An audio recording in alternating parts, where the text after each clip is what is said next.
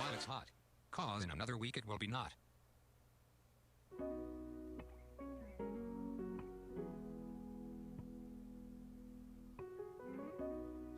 You guys are not going to get as much in the graphics department tonight.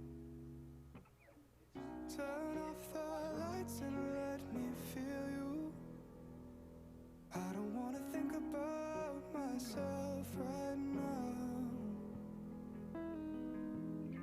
Stay out all night because I want to. Wake up in the morning and I'm hollowed out. I drew the outline on the paper, now I'm running out of space.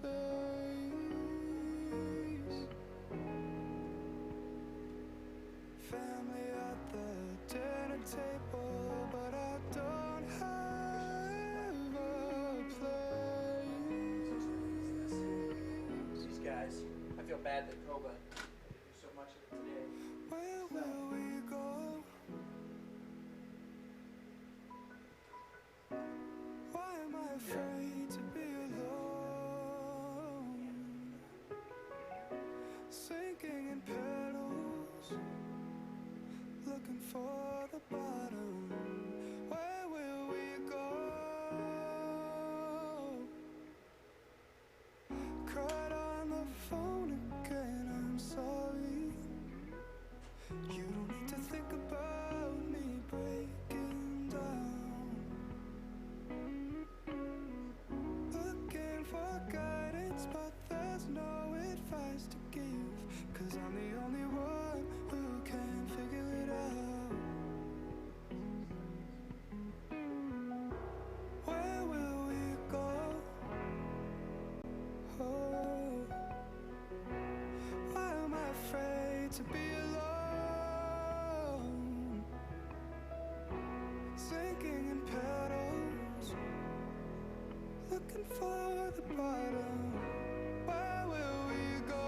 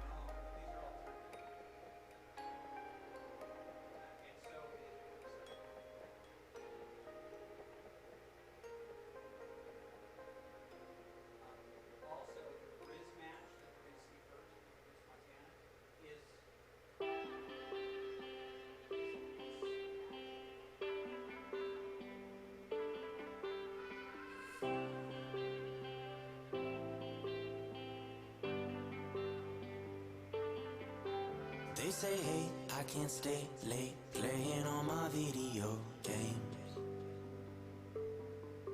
You got things to do. You need to wake up early and read the morning news. Maybe I'd fit in if I tried a little more just to look like them. Maybe I'd fit in if I tried a little more just to act like them. Play my video game.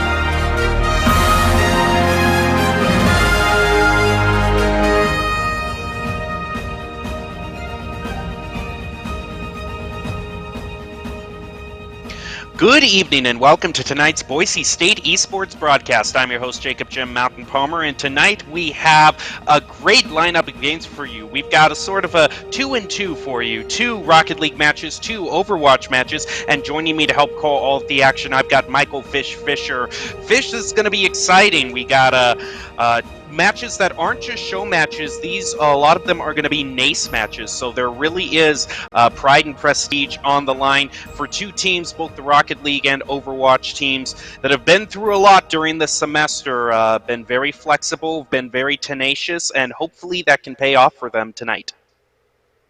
Yeah, we usually talk about triple headers. We have the quadruple header tonight, which is going to be fantastic. And as you mentioned, these aren't just show matches. These are at least 3 NACE matches, all of them for something other than pride. So it's going to be a lot of fun, a lot on the line tonight, as always, for Boise State. So I'm excited to get into it.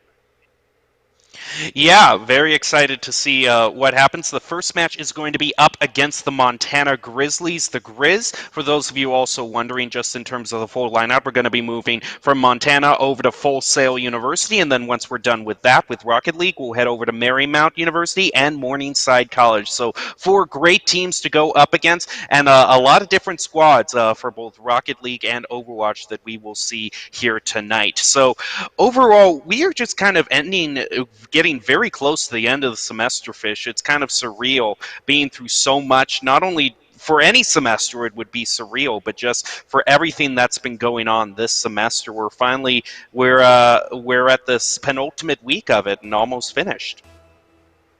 Yeah, I mean, this semester's been crazy, and that's an understatement, but still, it's crazy. It feels like, just last week we were broadcasting the first games of the the spring semester, and now, as you mentioned, we're in the final week. So it's crazy how fast things go. It's crazy everything that's happened in the last 3 months, but, the one thing that hasn't changed is Boise State Esports still chugging along.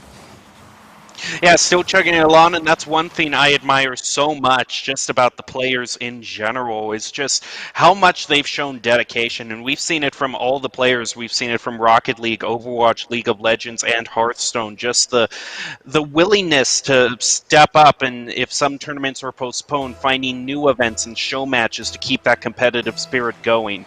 It's been something that's really almost kind of been beautiful to watch play out, and you're going to see it play out right now as we go into this match of Boise State versus Montana. We have got Cosmo Buster, Ace Pocket, and LC Kuro in this particular squad. Kind of the classic squad that we have been getting to know over the years, Fish, and these 3 are just electrifying when they play together. Indeed they are, and then on Montana right now, the Grizzlies, though, they're the ones dominating, and Jake has got it down in the corner. Cosmo Buster going to clear it away. Shot on goal by Mastava. Not going to find the net. Jenga puts it above the net. Good job, though, redirecting that rebound. Mastava wants to follow it up, and LC Kuro going to knock it away. Right now, Boise State hasn't really been able to get any sort of huge clear and get some side control going. The ball is out on the side.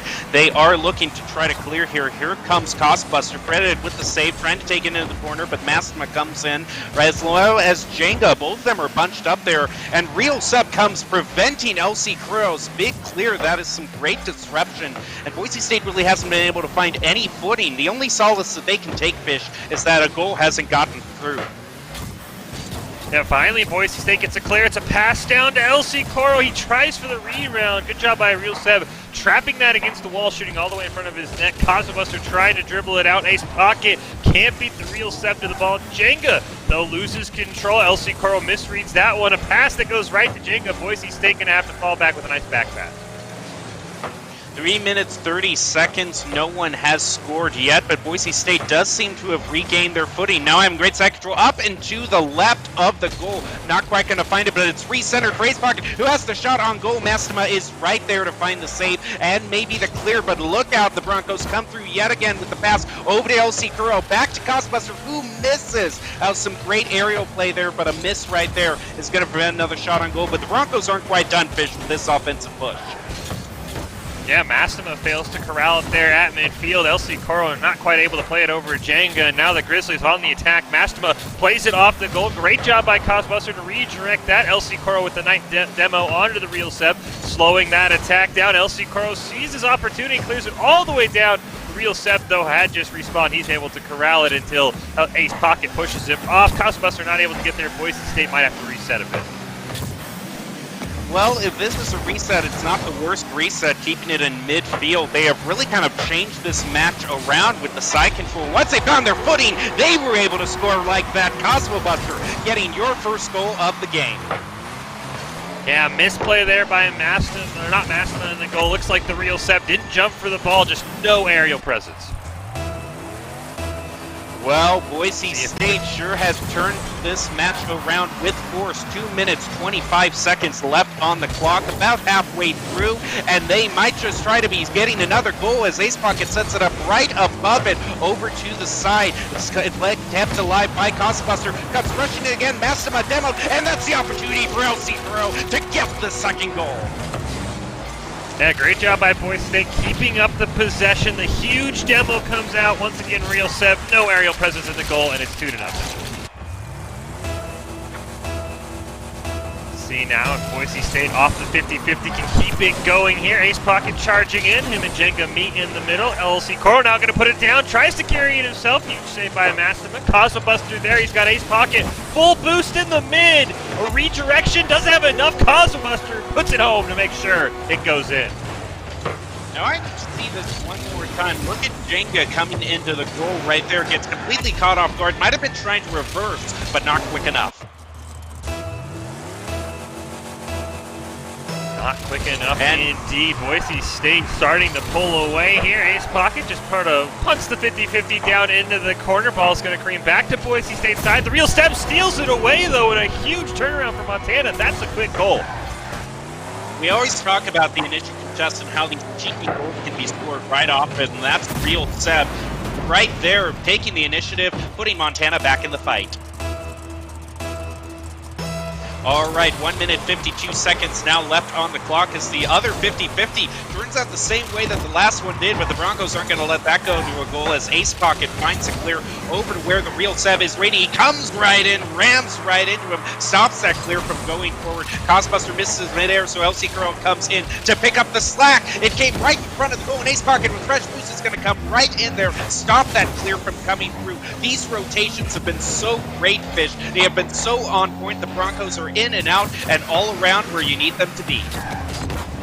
Yeah, they're doing a great job maintaining boost here on this possession. Nice shot by Ace Pocket, turned away by the Real Seb. He's now going to carry it down. One man to beat, and the Broncos over pursuing. It's 3-2. Real Seb really coming in here clutch for Montana, now getting them to 2. They're just one away from an equalizer with 1 minute left. Anyone's game. It is indeed anyone's game. We'll see how Boise State can respond to those 2 quick goals in the last 40 seconds. 50-50, right back to the mid off Mastema's hood. LC Coro going to put it down. Double commit comes out from the Grizzlies. The Real Seb clears it down. Over Pursues his teammate just a bit. Cosmobuster are going to win that one. Centers it up for the Real Seb. Ball going towards the Boise goal. LC Coro able to clear it. Even with the demo coming out, LC Coro, though, has to make a huge save to keep the Broncos ahead. My goodness, he needed to make that play. The Grizzlies, though, going to maintain pressure even after that double demo comes in. Boise State needs to find a clear here more than ever, and LC Kuro might have just found it, playing around 2 until he ran into Mastema, but that's going to let Ace Pocket come right in there. Pass it back to LC Kuro. Now it's where the Broncos wanted to be. 30 seconds remaining. If they can score a goal here, this would be fabulous. Right off the left post, Nosbuster almost found it there. But the side control is still on the side of Boise State, and with 10 more seconds ticking by, the Broncos are getting closer to victory. Another save by Jenga there. It's really furious, Fish. Yeah, the Grizzlies might have one last opportunity here. Mastema tries to be a hero down in the corner, loses his dribble. LC Koro's going to clear it down. He's got a charging Ace Pocket. Jenga's going to disrupt that one. 2 seconds left. The Grizzlies are going to have to carry it the length of the court, but Cosmo Buster has his own ideas. Nearly puts it in. Boise State, though, going to survive game 1, 3-2. Well, what an exciting first match. That really had a lot of energy. It really seemed like it was the match of both teams awakening. It took a little bit for Boise State to wake up, and they came out full force with 3 goals. And then the Montana Grizzlies came and kind of woke up and drove it to a 2-3 game. Very close. But I got to say, Fish, I would say the play of the game for that match wasn't any of the goals. It had to be that save around the 50-second mark for Boise State. That was so clutch for them to stay in the lead. Yeah, LC Koro made a huge save. I think Ace Pocket thought he got a better clear than he did, so he went off towards midfield to corral it. Intercepted by a member of Montana, LC Koro has to reverse, and in a 2-on-1 makes a crucial save. Yeah, that's the play of the game for Boise State. Wasn't any of the goals. It was a huge save by LC Koro. And I will say, the Boise State team, we talked about their passing. It felt a little behind. There was a couple of times where they'd set each other up and they were just behind the ball and they just get a really bad touch on it. So I think that needs to be one thing Boise State needs to improve on. The passing was great, but it just felt like the guy getting the pass was maybe 2 seconds too late and the ball had lost all momentum and it just killed any play they had set up. Yeah, I would agree with you, Fish. That was probably their biggest mistake there. You definitely saw them setting it up for each other, and these three, with as long as they've been playing, they've got all their strategies and they're comfortable playing with each other. But sometimes it's just that consistency, hitting one button too late, the joystick just quite not at the right angle, and that's just a thing of just continuing to practice, getting your head back in the game, really focusing, and working on that consistency. It's just one of those things where practice makes perfect. Oh, yeah, and we've talked about this being one of the OGs, but of course we've had a lot of combined teams. I know in the Mountain West Social Distancing Series, LC Koro and Cosmo Buster are on the team, but it's a different member, Baynock, who's on it. So, there's just that, we talked about that consistency issue, making sure that they're getting the reps together as a squad, because we have so many tournaments, we have so many different Rocket League teams we could make. The combinations are nearly endless. So just a little bit working up on that communication, just getting those passes a second later or getting to the ball a second earlier, and I think Boise State should have all those issues figured out here. Would not be surprised for a dominating Game 2 from Boise State. Yeah, hopefully they can continue that momentum. I do have an interesting question, Fish. It's just this is a little bit offside, but we have 6 players that we kind of split between 2 squads. You were saying the combinations were infinite. I was just wondering how many combinations actually mathematically do we have? It's actually kind of a good brain teaser to figure it out. That is beyond my degree. I took one math class in college, Jim Mountain. I got a C in it, and I cruised right on and never worried about math in my life. So if someone in chat wants to tell me how to figure that out, if you want to tell me how to figure it out, I am all ears, because I haven't done math besides maybe 2 + 2 in a very long time. Well, I wonder if it's something like a factorials kind of thing, where like 3 factorial is 1 × 2 × 3, or 4 factorial would be 1 × 2 × 3 × 4. Nakkoba in the chat is saying, I'm here for soccer cars and explosions, not math. I do see where you're coming from, Nakkoba, and that really I get. We need to get back to the action, but I just have to kind of put it forward. It was just troubling my brain a little, so maybe I thought I could get a little bit of help from Fish. But I will tell you, the one thing of math that always matters in Rocket League is making sure your score is greater than the other teams. That's the key math that you always have for a number in Rocket League. I mean, I'm going to say there's a ton of math and engineering in Rocket League. What's the right angle to hit the ball? How much boost do you need? How much boost can you use to keep dribbling in the air? How much do you need to save? There's actually a ton of math in Rocket League. A lot of the times when we sometimes see the players, we get their majors from other schools or even our own school, 90% of them are engineering majors, and it's for good reason, because the things they can figure out on the fly, the angle I need to hit the ball at, how much boost do I need to use to to get into the air and carry it into the goal. There's a ton of math involved in Rocket League. Even if we just see explosions and goals, I'm going to be honest, the math in this game is just off the charts. It always seems to come down to angles. Like, if there was one mathematical concept I would think that gets played up in video games the most, it's angles. Just in terms of FPSs and certainly in Rocket League. Especially when you get sort of those characters in, like, FPSs that have the projectiles that can bounce off walls, and you get these completely 200 IQ levels of play. So you definitely see that here in Rocket League. Some of what these players can do just blows my mind. So it's the fun kind of math, I gotta say. Because you see it playing around in awesome fashion, split second, instant feedback. Yeah, I would say if we did want to get back to the action while we wait for game 2, the other thing Boise State needs to work on is these when they're attacking, getting back on defense. We saw this plague them yesterday in the Mountain West Social Distancing Series. They allowed, I think, 5 cross-map goals, again, in the semifinals against Colorado State. I mean, that has just been a consistent issue the last couple of days. We saw 2 of them in that game where the real Seb basically got open shots from midfield. So not only the passing needed to sort of clean up for Boise State, but they definitely need to work on the midfield rotations when they're not sure who's going to get possession of the ball, who's falling back to the goal, who's going to be ready for something. Because we saw a lot of teams adopt that strategy, especially in the finals yesterday, where they almost permanently had a goalie. It was almost always a 2v3, the goalie only leaving when he knew he had a great shot. So I do think Boise State does also have to work on who's going to rotate back, because right now they're all in on the offense, and it cost them 2 goals and almost cost them a tie there. So they do have to shore that up as well, maybe rotating back a little bit sooner. Yeah, there really aren't a whole lot of situations where you want to have everyone all in on offense, except unless you're in a position kind of maybe like hockey where you're so behind on goals you got to go all in, but you're right, Fitch.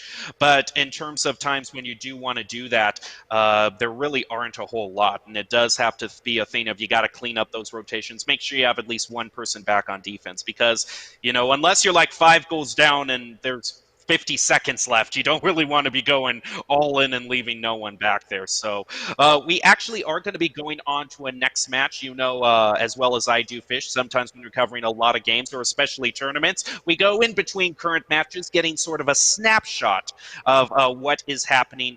So we're going to be going to a match against a team out of Pennsylvania, if I'm not mistaken.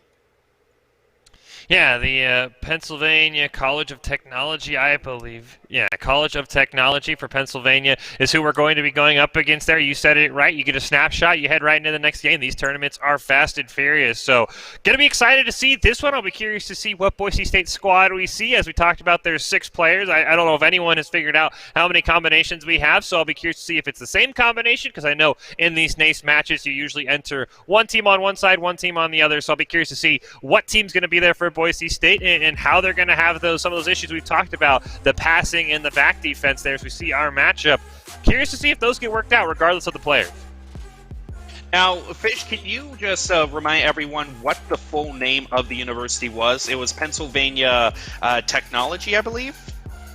Pennsylvania College of Technology is the full name for that. So, you know, it looks like they had a nice mascot. It looks like it wasn't a complicated mascot, maybe a lynx or a wildcat. We'll have to find out. But yeah, Boise State versus the Pennsylvania College of Technology is our next matchup here on the stream. Broncos versus the Wildcats. So that's a pretty sick-looking Wildcat. I'm going to be 100% honest. Yeah, I hope we see that matchup graphic again, because that was dope.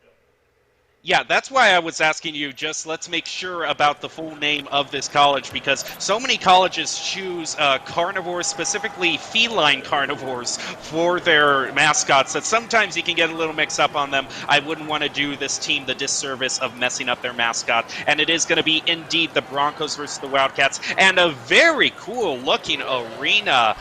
Fish, this is so moody. I don't know if I've ever casted on this arena, but I love the look of this.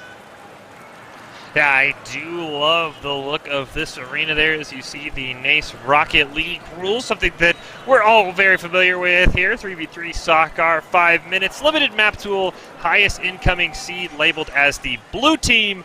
Players can compete on PC, Xbox, or PlayStation. Then, of course, the golden goal in overtime. And this is the Tokyo Arena, we've been told in our ear, Jim Allen. And I thought we should play this one more often. I really like this one. Yeah, it's you always got to put Neo in front of something just in case you want to make it extra cool. This really just shows how much the internet has connected us. We have two teams. We have a team from Idaho and a team from Pennsylvania playing each other in an arena set in Tokyo, made by a company headquartered out of San Diego. So if that is not, to go back to 90s lingo, the World Wide Web, I do not know what is. But what is really impressive is Boise State being able to actually, this isn't impressive because they need to actually find a clear right now. Now that is an impressive save. That is a great save by Ace Pocket, needing to clear it out, but Pennsylvania Tech putting on a lot of pressure early in the game, Fish. Yeah, they are. Drafting Duelist going to have an open net for the first goal of the game. Ace Pocket, the only one back, and unfortunately for him, he left the goalie spot, and when you miss on the ball, that's a wide open net.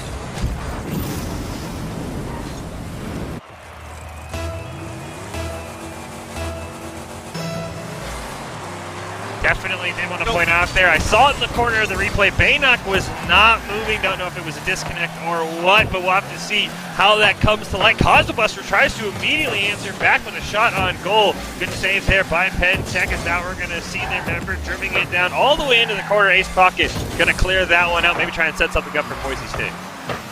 Well, look at how wet this field is, Fish. With all this rain, he might just be slipping and sliding on the surface. Boise State, though, certainly isn't sliding around when they are trying to set up this goal. Cosmobuster is spread with a shot on goal there, heads off into the corner. He drives around it. Clear is disrupted by Baynock, who keeps the offense going. Ace Pocket rotates into the side, putting it up and centering it over to Baynock, who scores the goal, equalizing the match 1-1. Yeah, Baynock going to make up for that early lack of play. Just puts it in almost from midfield. Nobody can get there in time. What a strike for Boise State. We'll have to see. I mean, they're only a minute and a half in. We'll have to see how the conditions hold up for either team here, as it looks like the 50-50 goes off the roof. Drafting Duelist wants to carry it. Baynock going to go underneath that one. Cosmobuster able to corral it. Ace Pocket still back in the goal. Bonnet going to commit on that one. Great save. And Cosmobuster's going to come in and get that clear. It looks like he's going to follow it up. Tries to play his own rebound, just a bit short. Nobody there for Boise State. And looks like once again, Jim Mountain, we have a non-moving Baynock, and that's going to be an open goal for Boise State. Yeah, there's some real shenanigans going on here. Bonnet, certainly not to discredit him with the accuracy and all, but Baynock is just, he's just completely parked there. I'm not quite sure what's going on.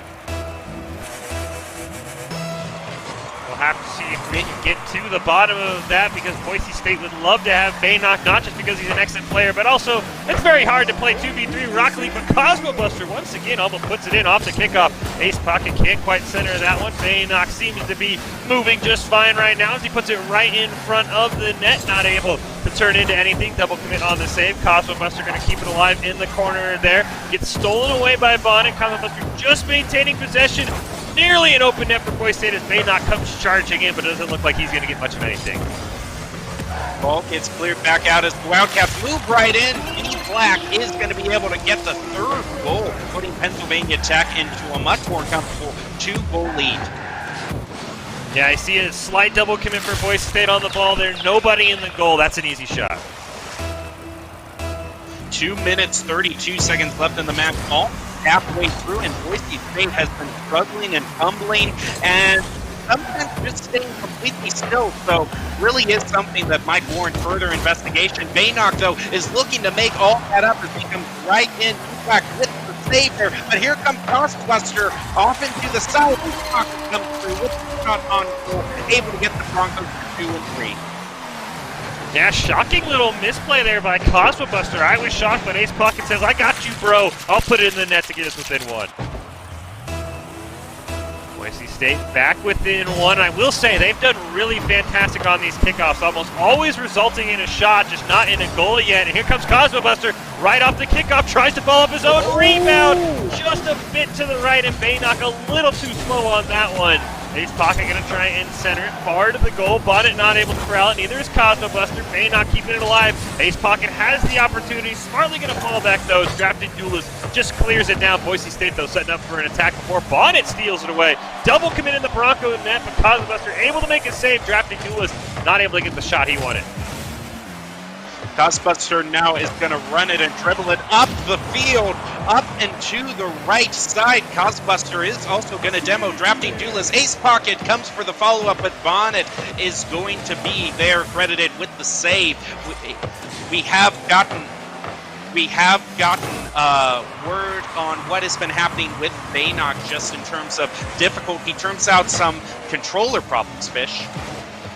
Yeah, sounds like he's dealing with a broken controller. Nobody wants to deal with that. Actually found out I dented my USB in my Xbox controller the other day. Was very upset. Didn't stop him from putting a great shot on the goal, though. So we'll see. Maybe he has to switch to keyboard and mouse for this. I know some people do that. We'll see how it affects him right now. Ace Pocket putting a shot on goal. Baynock just a bit to the right. Maybe the controller not tuned up properly. There's the ball, clears all the way down to the Broncos one there. Cosmobuster clears it to Baynock. That's a shot on goal. Doesn't matter if the controller works. It counts for Boise State. This just makes it all the more impressive that Boise State is able to work with what they have. I wouldn't have even guessed that the controller's broken there because that was such a perfect pass and follow-up from the Broncos. Now 50 seconds left as the 50-50 is going to head slightly over to Boise State, but Baynock is right there to push it up the field, off into the corner, and it is centered if one of the Broncos comes in. Ace Pocket tries to get the save, but 3 of Pennsylvania Tech came rushing in. Ace Pocket still in the corner, is able to play it around 1. In comes Bonnet, now is going to be looking for the clear. Baynock is going to stop him from that right in front of the goal, and the Broncos are doing a great job with the side control bit.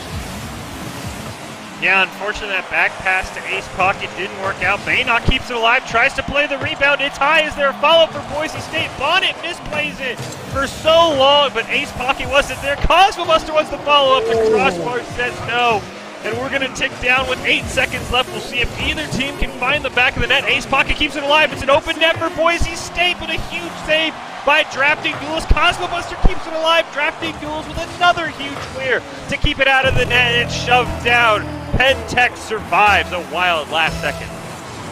And we are into overtime. Golden goal situation. First in wins. Cosmobuster maybe off the 50-50. It looked like he had it wide open, but Drafting Duelist came right in there and kept the Wildcats' hopes alive. But Ace Pocket is now going to follow it up with the pass over to Baynock. Ball goes high, is still off toward the side. Cosmobuster around the corner, puts it in front, but Baynock isn't quite in the position to drive it in. But some great opportunities early on, Fish. Yeah, great job by Ace Pocket to read that, keep it alive, off the top crossbar, Cosmobuster with the follow-up, huge save by Bonnet, but Ace Pocket wants to keep the play alive, passes it to Baynock, shot off to the right, Cosmobuster whips around, gets demoed though, but Ace Pocket's going to keep it alive, he's going to put it down, near double commit from Penn College, as they're now going to have to deal with this, can't get the clear, Drafting Duelist corrals it, Cosmobuster, he opens it up for Ace Pocket, shot on goal, no, it's to the left, Gem Mountain, I thought he had ended it. Yeah, that's the second shot I've seen from Cosmobuster in overtime that has just been off the post or off the crossbar. Bonnet is going to get demoed as it pushed toward Boise goal, which is open right now. The Broncos have to rush in, and unfortunately for the Broncos, the Wildcats are going to punish them severely for that over-rotation into the offense. This is slow motion, Fish. Yeah, we talked about it at the Open, Gem Mountain. Sometimes Boise State has gotten a bit too aggressive in the last few days on the offensive. They haven't found a good rotation when the ball's about to be taken into their side, and they've left themselves open. Huge play by Drafting Duelist to carry that the length of the field and then just teardrop it in. What a beautiful shot by him of Pennsylvania College of Technology, excuse me. But yeah, that was a great play, but Boise State definitely has to figure that one out. Sounds like we might have to make a lineup change. It makes the sense, even though Baynock had 2 goals. A couple of those were unreliable. He allowed 2 goals because he just couldn't play with the broken controller. Waiton's going to sub in for him.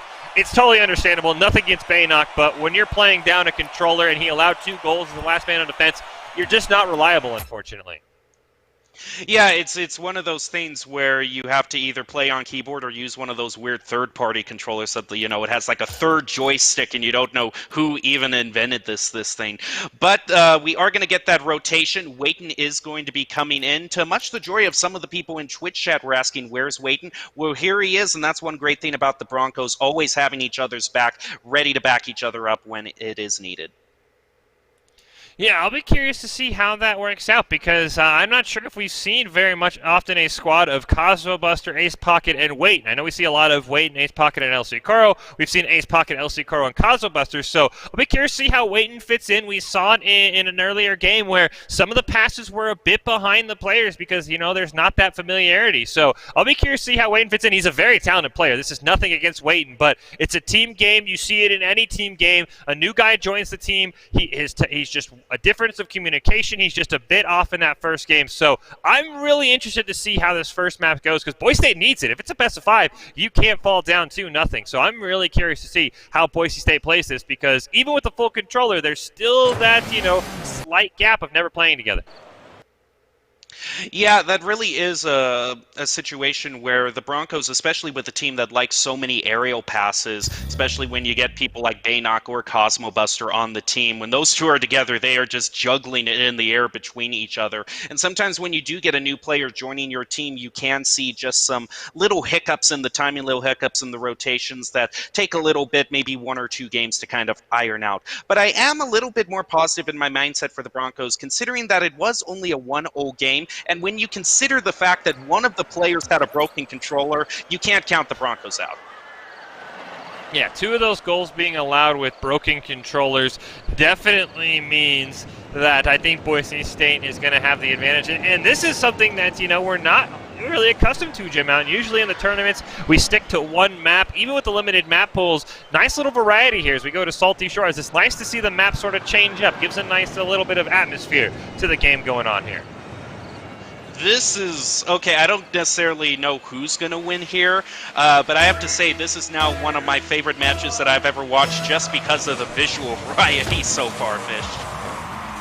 Yeah, I really do love this map as it kicks off. Drafting Duelist going to put it down into the corner. Ace Pocket able to corral it. Tries to carry it over 1. That's going to work. Even gets it past B-Black there as well. He might have an opportunity to center for Cosmo Buster, who comes charging in, but once again, just a bit late. Here comes Wayton, though. Had to jump over Ace Pocket. Ace Pocket's follow-up not going to go as well. Boise State a little bit off there.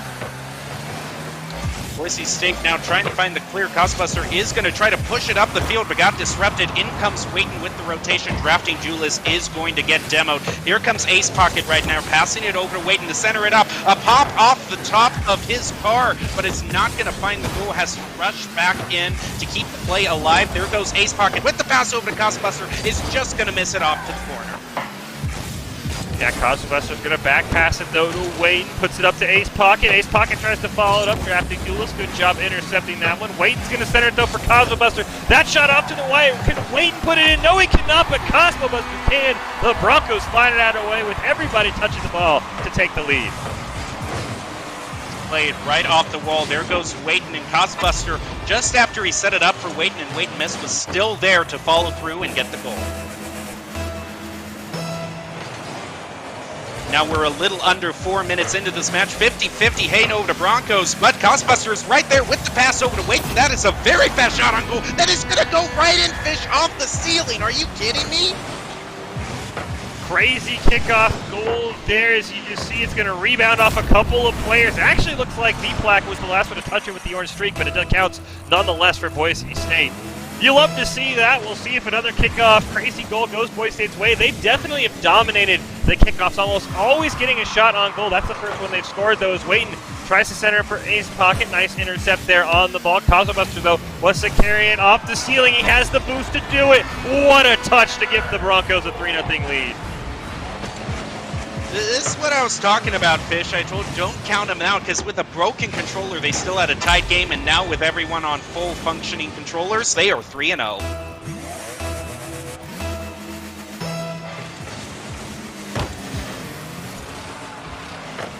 Now ball is back in. Boise State definitely making up for the no controller there as they are off to a 3-0 lead. As you mentioned it, once again dominating off the kickoff. Cosmobuster going to try and carry this one in. Collides there with B-Plaque, but Wayton's there for the centering. Nearly a shot. Ace Pocket uncontested, and the Broncos are, the route is on. Well. Cosmobuster over to Wayton, who sets it up, and like the rotations, this is where we know that Boise State is performing like a well-oiled machine. These rotations of follow-up have always been one of their strengths.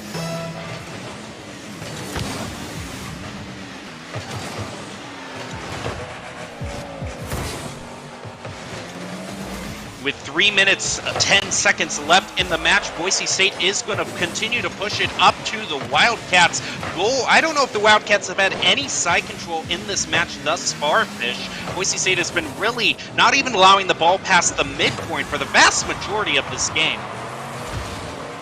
Now, the Broncos' side control has been just ridiculous. Ace Pocket and Waiton, though, going to collide. Ace Pocket, though, might have a follow-up. Huge save by B-Plack there. Cosmobuster, unfortunately, had pulled off. He would have had an open shot on net had he continued pursuing, but a good play there. Don't want to get too greedy. Bonnet now going to try and carry it down. Ace Pocket, though, reads it perfectly. Not going to allow any cross-map goals. He might even carry it himself into it. He will. He stops the cross-map and puts it in himself. If there's one thing more enjoyable than teamwork plays, it's plays like this with a solo player dribbling up the entire length of the field, putting the Broncos into an even more dominant lead. And now with 2 minutes, 30 seconds, we aren't even halfway through this match, Fish, and already the Broncos are up 5 goals. Yeah, they're up 5 goals, and they might almost make it 6 as Waiton's shot turned away there by drafting Duelist, though Ace Pocket might want to keep that up. The rebound, though, nice job by B-Plax. Able to corral that one. Waiton wants to keep it alive, centers it up for Cosmobuster, who's just a bit high. Ace Pocket going to go for the follow-up there, and it bounces in. The hat tricks, and Boise State absolutely on fire. You know, I just gotta say, I noticed just right now that there is a bunny in the hat for the hat trick graphic, Fish, and it's really kind of fitting seeing as how Ace Pocket always is wearing those bunny ears. A little bit of serendipity, I suppose, in the graphical department, but I don't know if the Broncos really need any serendipity right now because they have been so in control of this match and might be on an open goal again. This is insane. Waiton is gonna claim the 7th goal. I mean, look at this. He clears it down, follows it all the way across the map, and just touches it past Bonnet. That's an amazing goal.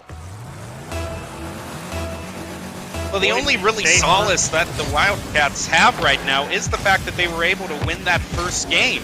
But with this showing right now, Fish, I mean, 8 goals to win, 7 goals to tie in 2 minutes, I'm really not sure that can be pulled off. Yeah, I don't think that can be pulled off, and the problem for the Wildcats is Boise State might keep adding to that total. I'm not sure if the Wildcats have recorded a shot on goal this game. If they have, it might only be one as Wade nearly puts it in the back of the net. Huge save by Bonnet. Ace Pocket just over pursuing that one. Now Bonnet pops it over. Drafting Duelist might have the first goal of the game, and he does. Don't count the Wildcats out just yet. This is one thing that has really plagued the Broncos, like we were talking about just as this broadcast started, Fish, just that overcommitting to offense, not leaving someone back there to defend the goal, has really punished them. Yeah, not leaving somebody back in the goal has allowed, I think, a handful of goals for Penn College of Technology. So that's something Boise State's going to want to shore up. I don't know if they can count on 7 goals every game. Nearly 8 is that what hits the crossbar from midfield from Ace Pocket. I don't even know how that got that far into the net.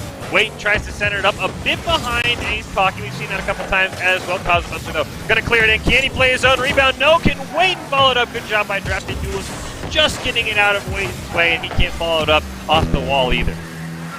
In the tradition of really bad puns that all of us casters have indulged here at Boise State Esports, Fish, I don't think any shoring up needs to really be done on this match. Cosmobuster, though, is going to set up his own goal over to Waiton, who comes right in on the rotation, is able to claim his own hat trick, pushing the Broncos to an 8-1 lead.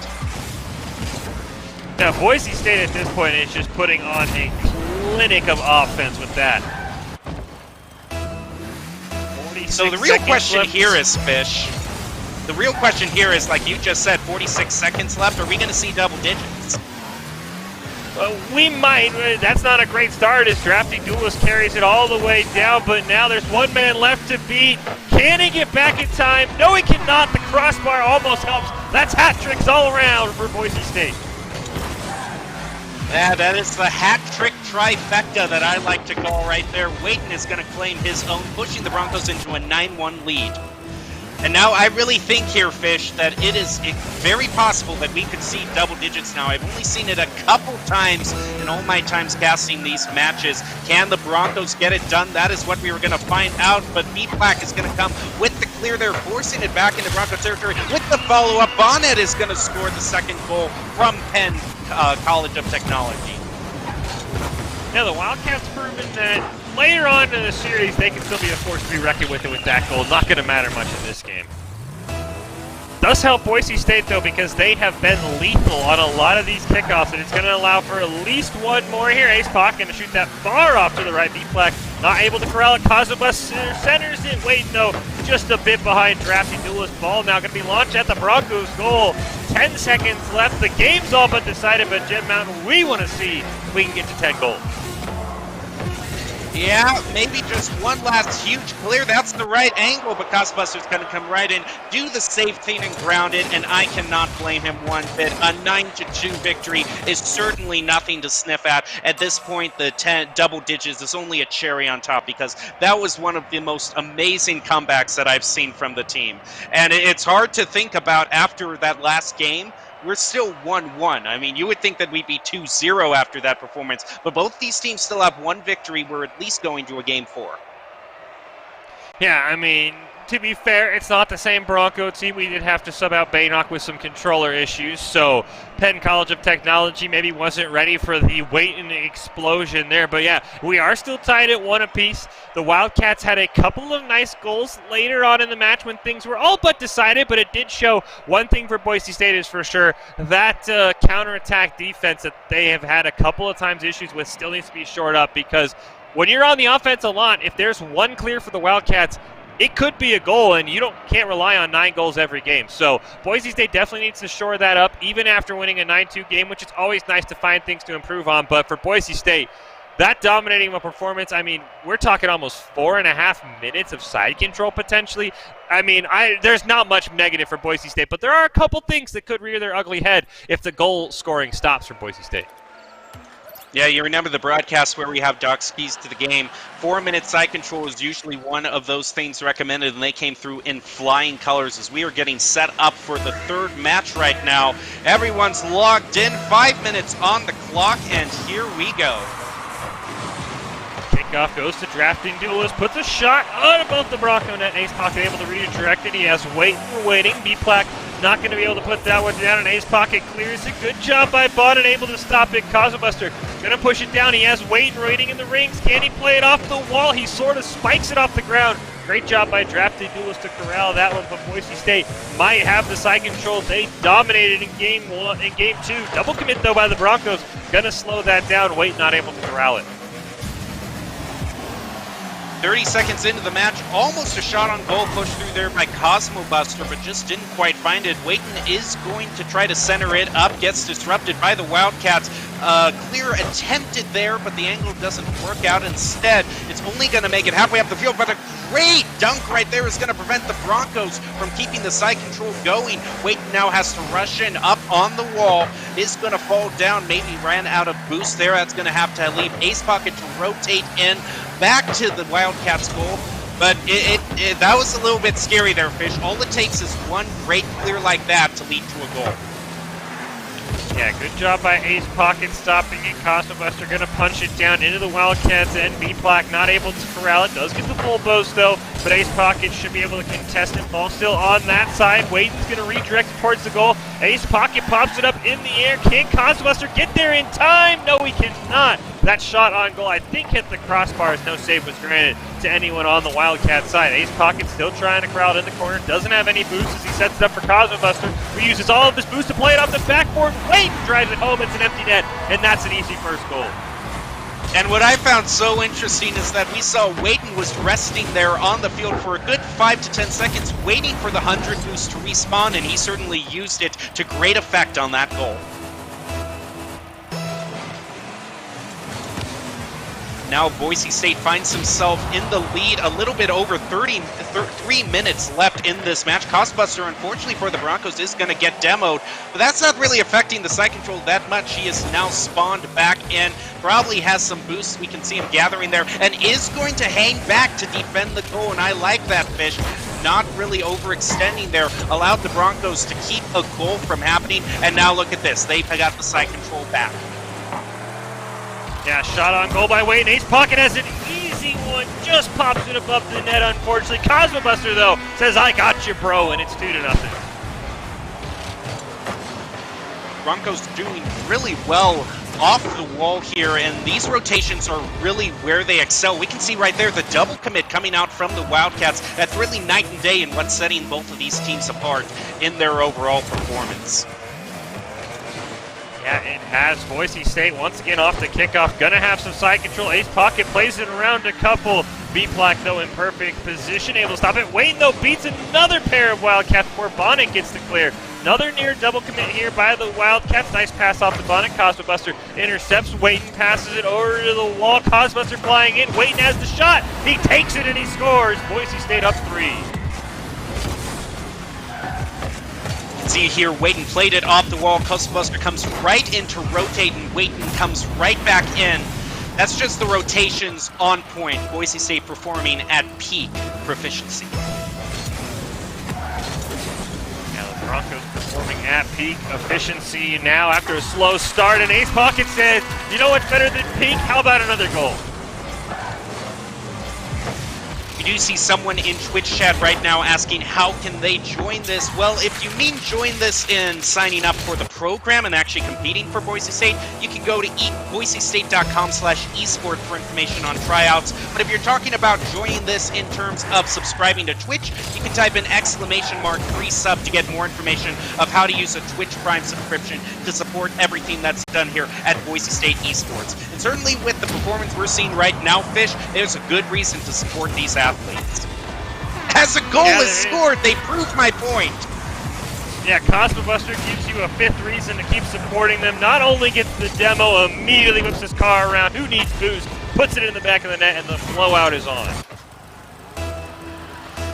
2 minutes left, and the Broncos have themselves that 5-0 lead. I don't know if we'll see double digits this round, Fish, and really, I don't think we ever need to, because Boise State, I don't necessarily see what they can improve on, if maybe just the constant thing we've been saying of that overextending, leading to a couple goals there. But overall, they've been doing such a great job.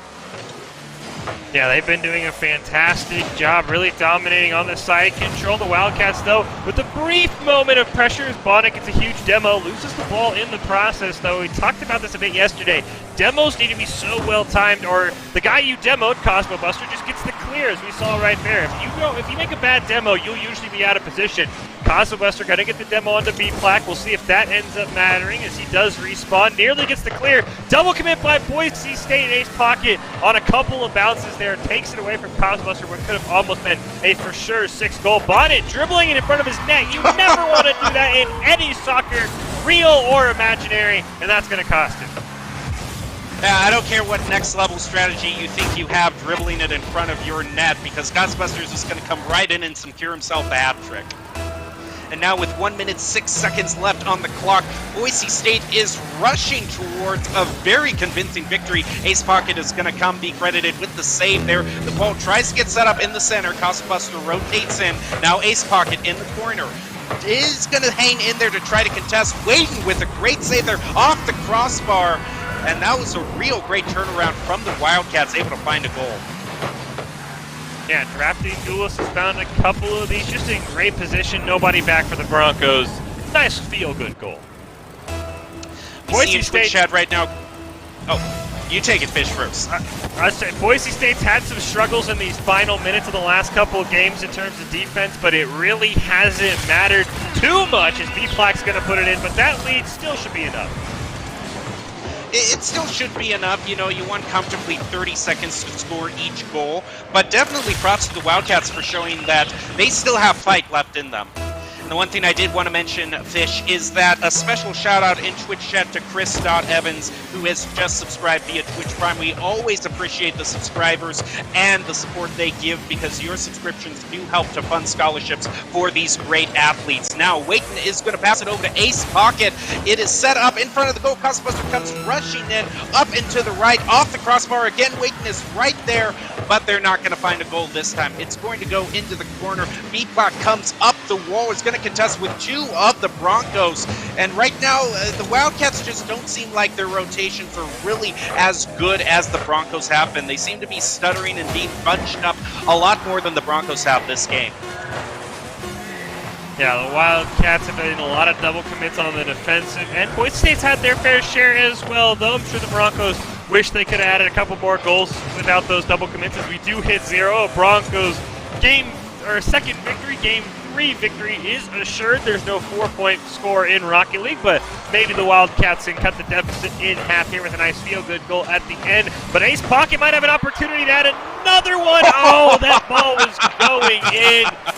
You know what? They'll get bailed out of having the 7th spot on the scoreboard, but it's not going to matter. Boise State, a 6-2 win over the Pennsylvania College of Technology Broncos. Wildcats here. The Broncos on to match point. They have been a different team ever since adding Waiton. Baynock with some controller issues had to sit out. So,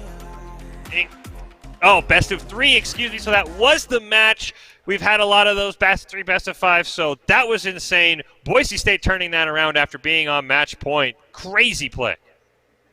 And after such great play like that, I am not surprised that in Twitch chat right now we are seeing people asking how can they join, how they can try out. Again, you want to go to boisestate.edu/esports for all the information you can get on tryouts. Once again, that's boisestate.edu/esports. You can find out information not just on tryouts, as after summer break we will be having a new academic year ready and people ready to try out, but you can also find out schedules for future broadcasts and information if you want to work on broadcasts here. We don't just do athletes here. There are a lot of students who work on broadcast side of things in terms of hosting and casting. So a lot of great opportunities to get joined up with this program.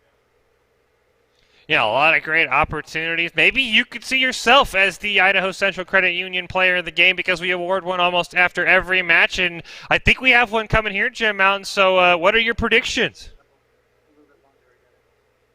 Yeah, we will be getting to the next matches as soon as we can, and we definitely have a lot to look forward to because not just in Rocket League, but we are also planning Overwatch matches for tonight. It's just we cover so many games here at Boise State Esports, Fish. We've got Rocket League, we've got Overwatch, we've got League of Legends, we've got Hearthstone, but we've also been showcasing other games. We've had Call of Duty and also Rainbow Six. So a lot of great opportunities and a lot of great players, one of them being Waiton, who's going to get the ICCU Player of the Game this match. Yeah, and you could say he definitely deserved it. He had to sub in for Baynock, who was having some controller issues. The Broncos dropping the first game with Baynock in and out of connectivity. Waiton comes in a best of 3, and the Broncos needed to win both. And he absolutely puts on a show, a hat trick in game 2, 2 goals in game 3. Excellent play all around. And without Waiton, Boise State is not your winners tonight. So he is definitely deserving of the player of the game. Yeah, great all-around play. The one who came in and subbed for Baynock, and for a substitution, he really took control of the entire game, being there for the Broncos when they needed him. He is a well-deserved player of the game, brought to you by Idaho Central Credit Union, who believes a great player makes a team more successful, just like Idaho Central's helping members achieve financial success. Waiton is your Idaho Central Credit Union player of the game. And Fish, what can we say about this footage? It is so amazing to watch.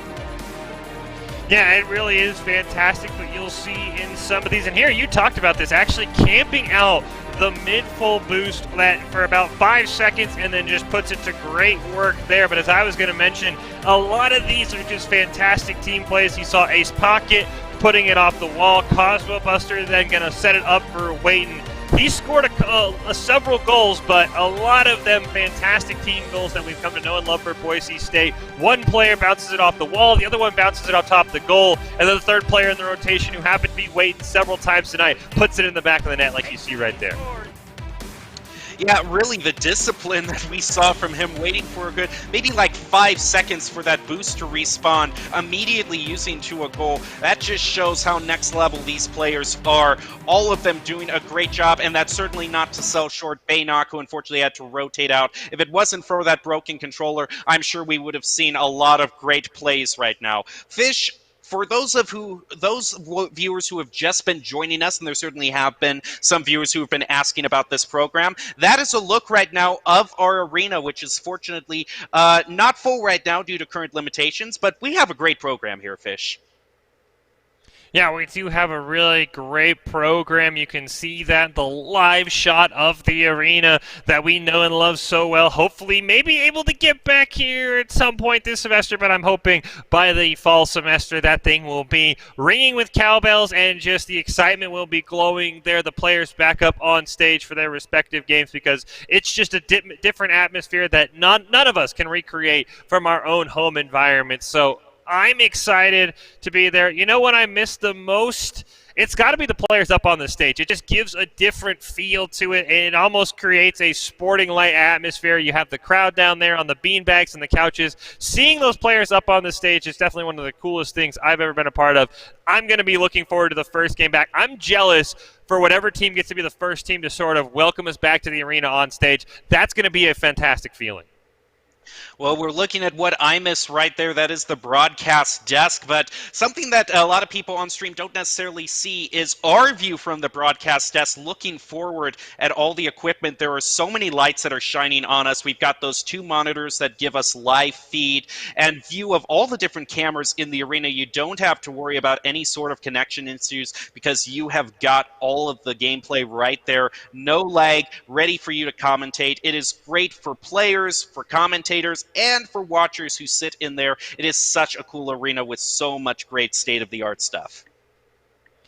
Yeah, I think if we had a top 5 for the arena, we would have to maybe go a top 10, but we'll get to that another day because we have a top 5 from that last series, Boise State winning 2-1 over the Pennsylvania College of Technology.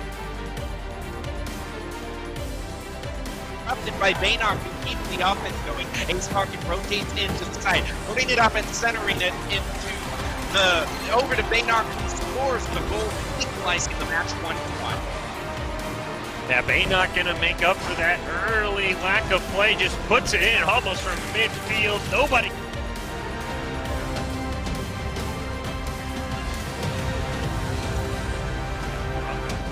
At peak efficiency now after a slow start, and Ace Pocket said, you know what's better than peak? How about another goal? We do see someone in Twitch chat right now asking how can they join this. Well, if you mean join this in signing up for the pro. Drafty Duelist carries it all the way down, but now there's one man left to beat. Can he get back in time? No, he cannot. The crossbar almost helps. That's hat tricks all around for Boise State. Yeah, that is the hat trick trifecta that I like to call right there. Wayton is going to claim his own, pushing the Broncos into a 9-1 lead. Really need any serendipity right now because they have been so in control of this match and might be on an open goal again. This is insane. Wheaton is going to claim the 7th goal. I mean, look at this. He clears it down, follows it all the way across the map, and just touches it past Bonnet. That's an amazing goal. Want to get too greedy. Bonnet now going to try and carry it down. Ace Pocket, though, reads it perfectly. Not going to allow any cross-map goals. He might even carry it himself into it. He will. He stops the cross-map and puts it in himself. If there's one thing more enjoyable than teamwork plays, it's plays like this with a solo player dribbling up the entire length of the field.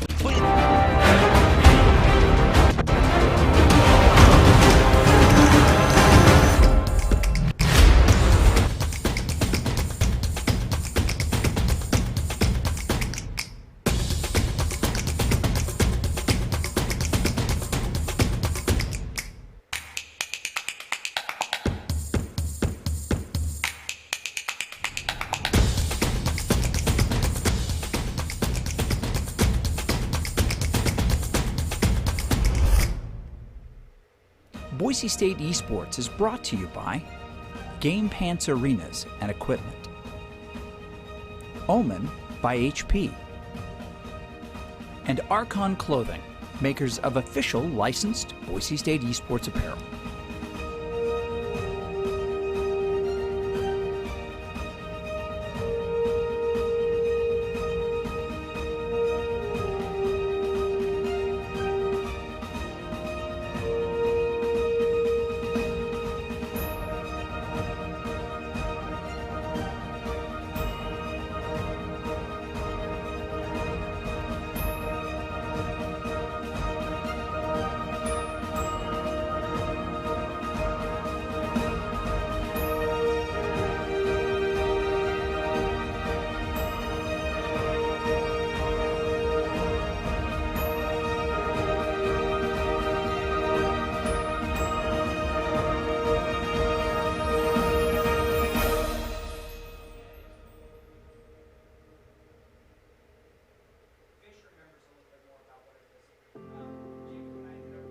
Since 2016, universities have been adding varsity esports, competitive intercollegiate video game teams, with nearly 100 colleges and universities now with official programs. Esports is fast becoming the new college sport. But with any dramatic change comes criticism. How could institutions of higher learning promote something so trivial? But when you look a little closer, esports demonstrates, just like other sports, that it's a pathway to something more.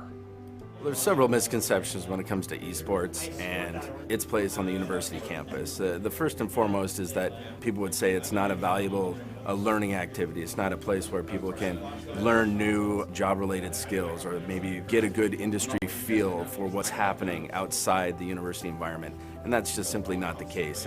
And all evidence points otherwise. There are so many new jobs. The industry is absolutely booming. People are looking for students that are graduating with experience in things like streaming and technologies, marketing, the whole business side, sponsorships. There's the whole graphics and coding component that involved in esports and other video game type of activities that are really important in just terms of jobs and industry.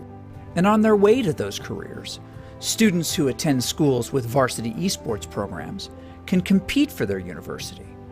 But in order to be eligible, students have to meet the same high academic standards as other student athletes.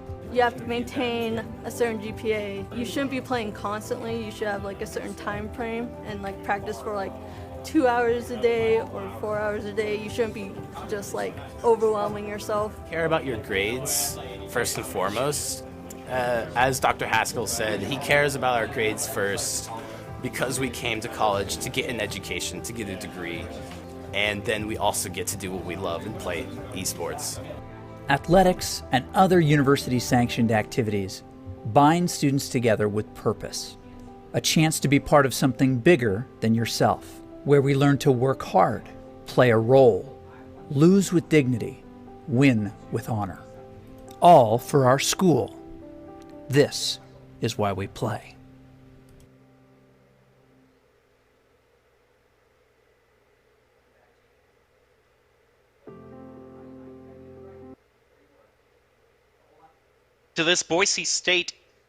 Welcome back to this Boise State esports broadcast. I'm your host, Jacob Jim Mountain Palmer, joined by Michael Fish Fisher, and now we move into Overwatch for the night, going up against Morningside College Fish. And this is a really exciting time for Overwatch just in general in terms of we have the new hero Echo that's being come out. Just a lot of really exciting changes that happen just with the meta and how it's shaping up to be.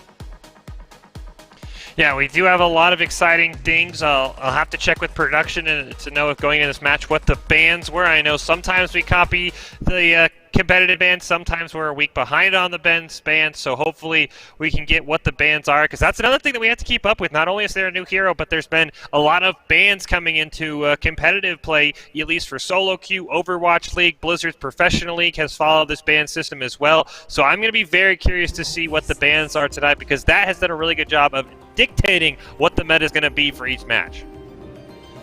Well, it looks like we're going to be starting off in Oasis. A lot of great maps to choose from in this selection. It has one of my favorites, kind of the hole-in-one that I refer to it, that we've unfortunately seen the Wrecking Ball go into a few times. Hopefully that doesn't happen for the Broncos as they get set up for this next match. Yeah, it'll be very interesting to see, of course, on Control. It really is the name of the game, is winning that first fight, getting your ultimates ahead of the other team, and also getting an early cap on the point. We've seen a couple of times where the losing team got the capture, got about 20% as they stalled out a fight, and were actually able to, put that into a win. Or the other side, where the winning team captures it before the fighting's done, and by the time the other team gets back, it's at 50-60%. So not only is it winning a fight there, as you see the best of 5 rules there and how the maps are going to play out, it really is going to speak a lot to if you can get maybe a Lucio on the point for a sneaky capture, get somebody on the point for a sneaky capture. I think that's going to go a very long way in determining who wins this first map. All right, both teams are going to head in right now. This is Nace Skillshot Overwatch, Boise State versus Morningside. I do see a Sombra doing a bit of scouting there. Yeah, looks like the Sombra's actually going to stay for Modern Frost. Not going to teleport back as I see Rolex taking a bit low. Not a lot of damage coming out from either side. Turret is going to fall for the Torbjorn on Boise State side. Losing a bit of that damage with CBMX dropping very, very low. Walk trying to get in on the back line as they're going to go full dive right onto Morningside. Health bars dropping very, very low. Big Nasty just barely able to get away. And he's going to get the first elimination on Niguak. Modern Frost going to even it out at 5 aside with 1 tank down. Boise State not able to get it. The revive comes out. So did the healing nade from Pengi. Boise State not going to have to deal with that anti-nade, but that healing resets it and gives Morningside a slight advantage. Modern Frost still alive, dropping very, very low, however. See if he can get out. He will be able to heal as another Torbjorn turret falls and the teams continue to fight. Good news for Boise State. They capture the point immediately. The Molten Core going to come down. Jukebox and Big Nasty going to fall. Boise State's health bar stabilizing. Pengi going to fall down as well. Skelly-tastic should be the next one to go down. Looks like Morningside's going to reset. Great job by Boise State. Now, the Sombra is going to be providing a lot of utility this match, not just in her ability to pick off certain heroes like we saw with the Zara early in that engagement, but also with her EMP, which can be such a great engage. If you land that on the entire team, it really can determine the entire course of the next engagement. Boise State has that available to them right now, but Morningside is going to be slightly ahead in the ultimate advantage. Yeah, the teleporter's there for Modern Frost. I think he's waiting for Morningside to come out to start this fight. A huge EMP would be fantastic for Boise State. Morningside doesn't know he's there. There it is. 5-minute EMP. Health bars going down. Jukebox going to fall. Pengi will fall. Great hack. That's 4. Can Boise State make it 5 on the block? Yes, they can. Boise State the EMP and a delayed team kill. That is my new favorite play, okay? That is just, I can't believe that. That was so beautiful. Just in the fact that they all ran right past Modern Frost, who was hanging in there. I don't know if you could have got, like that 10 to 20 seconds, that is just the Sombra's dream right there. You want what Sombra players dream of, it was that 10 seconds. Yeah, Vivid switched over, didn't work out for him. Valkyrie committed, so was the Nano. Only problem for Morningside, nobody got on the point. Boise State didn't even have a Graviton or anything. The May freeze either. Guessing that May wasn't played means I'm going to have to assume she was banned away, but Morningside just absolutely throwing that fight, not being on the point as we go to the next map. Yeah, sometimes it is a situation where you get into desperation tactics or fight on point, die on point. You know, you just gotta, you know, when the time is ticking down, sometimes you just gotta choose a more stall-heavy hero like the Wrecking Ball and just rush right into there. Just try to buy some sort of time for your teams on the respawn. Sometimes it doesn't work because of that situation. You're just staggered and all rushing in. But we have seen matches come back using those tactics. So Morningside not being able to rush in and get control of the point really cost them for that first game. Yeah, I do see once again Boise State has that Sombra. We'll see if Modern Frost can play it as well as he did last time. But unfortunately, I see Rolex going to go down. Has not had much success. Another one goes down. Asu and Nerdy Bird both going to fall. That's not how Boise State drew up this first fight. They do get one elimination on to Vivid, who hasn't quite found his mark yet. But it looks like the Broncos are going to be forced to reset. Yeah, we see Guac here just waiting for everyone to respawn. That was really rough. Once both of your supports drop as the engagement starts, I don't necessarily, no matter what comp you're running, have your supports just fall that early. You're not going to be in for a good time. No, Vivid swapping over to the Sombra, has not found a great comfort pick on this map. Already picked off the Doomfist. We'll see if he can get a big EMP like Modern Frost. Boise State going to get a huge pick onto Pengi there. The Yana goes down for Morningside. Boise State might have the advantage. Point is captured by Morningside as they are going to get another elimination, this time onto the Monkey. Bloke going to go down. Boise State starting to run down. Big Nasty, he's forced out of his mech. As Soldier goes down, the Diva will fall. Boise State going to win that fight off a huge pick on Diana. And if I'm looking at just terms of pure ults and who can win the next fight, Boise State is ahead on a lot of different ults, but that Molten Core could be a really key turning point for Boise State, especially if we think back to the very first engagement. That core, once it came up online, it was able to turn around the entire match. Great little chip damage there by Modern Frost. He's trying to get that EMP. Molten Core, as you mentioned, is up, and it's immediately committed by Icy Rolex. He's just going to shoot it all over Morningside. Hit markers all around. Unfortunately, not a lot of follow-up right now for the Broncos. They are going to get the Onyx heal baited out onto that team. Resets. Nano's going to come down onto the Monkey, chasing down Icy Rolex out of position. He is going to fall. Vivid will die in the battle of the Sombras as Boise State gets a pick. Modern Frost dropping very low. Nano going to be used on CBMX. We'll see what he can do with it. Block being slept as well. Means Boise State has a slight advantage. The Primal Rage is available if he wants to use it. Doesn't need to. Punches the Mercy into the ground. Boise State once again evened up at 5 this side. Jukebox now going to be the next one to fall. Big Nasty forced out of the mech. Can Boise State get the pick onto the Diva? Yes, they can. The Broncos absolutely dominating this fight, sending Morningside back to their spawn. You know, the performance I saw from CBMX on that Winston really almost kind of reminds me of Paul Vaughn's Soulpan. He was just one of those players who's graduated now, but he could really just kind of get up in your face with a Reinhardt, with a Winston, and just go ballistic. And CBMX, who played with him, doing a great job. Yeah, 5-man EMP goes out, and it immediately shuts down any hope Morningside had. 5 members fall. Vivid gets away with stealth, and Boise State don't think they need the minefield, but they win the fight. They win the fight, and look at the Lucio here. This is probably a stall tactic, trying to use that speed boost to get to the point in time, but he's not going to make it. No, Boise State winning that one, taking control in this best of 5, and really that was all Modern Frost. He deserves player of the game. He is not going to get it, but he was the MVP. That was back-to-back 5-man EMPs that absolutely changed it. You see it right there. Aceu's going to pick up the play of the game, but if they're not EMP'd, Aceu doesn't get this play. And I just gotta say, we've got a little bit of a visitor in the Twitch chat right now, to my knowledge. Alabama Esports doing a bit of scouting. You like what you're seeing so far? Because that was a great match from Boise State, able to take the victory over Morningside College. You are watching Boise State versus Morningside College in this Skillshot College varsity tournament for Overwatch. And overall, great job for Boise State Fish. I have never seen EMPs from the Sombra that have been that fun. That's got to be probably one of my all-time favorite plays that I've seen.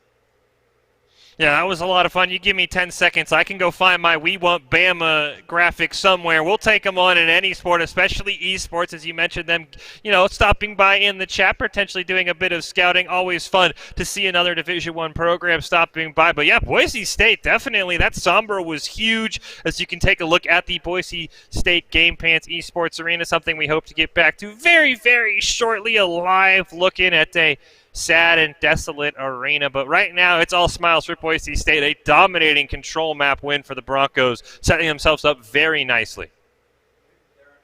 Yeah, you can just imagine how wild the crowd would be going in that arena right now with a performance like that from the Broncos. As we're moving in to the next map selection, Fish, which is going to be Hybrid, if I'm not mistaken. And normally with Hybrid, the story is usually Kings Row, because it just has been for such a long time the most popular map. I would like to see something as maybe a Numbani, as Boise State has done great on that map. And hey, it's just something different from Kings Row. But we actually won't be seeing that as in this competition series, we were actually going to Escort. So Escort opens up different possibilities, like we could see Junkertown, for instance, which is always fun to watch. Yeah, Nace buying us one round of all the reasons you shouldn't pick Kings Row, with Hybrid third, Escort second. But yeah, it does allow us at least one break from Kings Row. But yeah, I mean, Junkertown would be something interesting to see here. It does, open up the playbook a little bit for both sides, especially for Morningside, as they are going to have loser's choice. I'll be curious to see what they want to pick. They've got to pick something that doesn't, that there can be spread out on, whereas Sombra can't just EMP them right away. Maybe something like Dorado, where you can sort of, once you get to the refinery, you can sort of spread out, you have high ground, but they've got to pick a map where Modern Frost just can't say, oh, my ult's up, here's a 5-man EMP, good luck. Yeah, it definitely is something that, in Overwatch you can't really do something like a respect ban like you could do in League, but your map selection could be kind of the closest version to that and trying to find the biggest counter, because you were right. The performance that we saw from Boise State on that Sombra was just amazing. It seemed like every single ultimate was used to its full extent. But you know who else did a great job with the ultimates was the person on Torbjorn, because those Molten Cores not only did he used them right as they came available, and they did great jobs in the first engagement turning the whole thing around for Boise State. Yeah, IC Rolex did a really good job getting those Molten Cores up and available. Outside of that, he didn't have a very huge impact. I think he could find something better, but I will say Vivid definitely needs to find his spot in the team, because he has struggled. He's bounced around from Doomfist. He's tried the Sombra like Modern Frost. I don't think he's even got an EMP. So it is Junkertown as you see here, but I think for the keeper Morningside is Vivid's got to find something better. Maybe Afara. I don't know what the bans are this week. I can piece together that's probably May since she's not being played, but if we could maybe get an update on that, that would be fantastic. But yeah, if he could find maybe Afara, something to complement that Soldier, because Doomfist is not working. Yeah, it really would be telling that May is probably a ban if we're not seeing her, because I was talking so much about how the EMP can be a great ultimate to kind of start the engagement. Blizzard is the Blizzard the ultimate, not the company. Blizzard is kind of the poster child, if you will, for an ultimate that can really start an engagement off right, freezing everybody in their places, especially with if you use that in combination with other ultimates like the Molten Core or maybe even a Riptire from the Junkrat. Just those ultimates that can really freeze the other team in their tracks can really be advantageous and top of the meta. Yeah, it can, as we are going to see Morningside's going to come out. Bit of a change there. Actually, no, Boise State, excuse me. They're going to come out attacking here. Vivid has got over to the Widowmaker, so maybe finding that sniper. We'll see if he can do some damage through the shields of Boise State. Big Nasty going to get hit by a huge anti-nade. Unfortunately, Boise State not able to punish his block. Gets hit by his own. Finally, Icy Rolex able to take down the Rhine, and as we know from several keys to the game, Gen Mountain, once the Reinhardt goes down, it's Boise State's free reign to push as the Broncos just take advantage of that. Maybe trying to restart the fight here, but they have to be very happy with that Reinhardt going down. Looks like that payload just pushing forward. Boise State, not a lot of contest. Another pick, this time onto the Zarya, and that should free the Broncos up to get onto this first point. A sleep and an anti lands onto Big Nasty. That might be his second death of the game once that shield falls. And Morningside actually finally able to get a couple of picks with this double sniper comp. Boise State doing a fantastic job. Rez comes out onto Asu, and Boise State just has to feel very comfortable. Stun on Stealthtastic. That nano not going to matter on the Big Nasty. Boise State just punching their way through to this first checkpoint right now. A couple of more eliminations just to make sure everything's secure in the parking lot. Big Nasty going to fall. Broncos holding on to 3 ultimates. We'll see if they can use it, but a huge Dragon Strike is going to shut down the Boise State attack. Fantastic job there by Jukebox. Now the rest of his team is going to fall. Boise State caps it. You know, it really is so far a tale of two Reinhardts, if you will, because if you looked at what happened in that first engagement, their Reinhardt was taken down, which, like you said, Fish, is a big win condition, but our Reinhardt was up to 77% ultimate charge after that first engagement. And if we want to talk about ultimates, Boise State certainly can't complain. 4 available to them, and almost to 90% with the others. This is going to be a fun next engagement.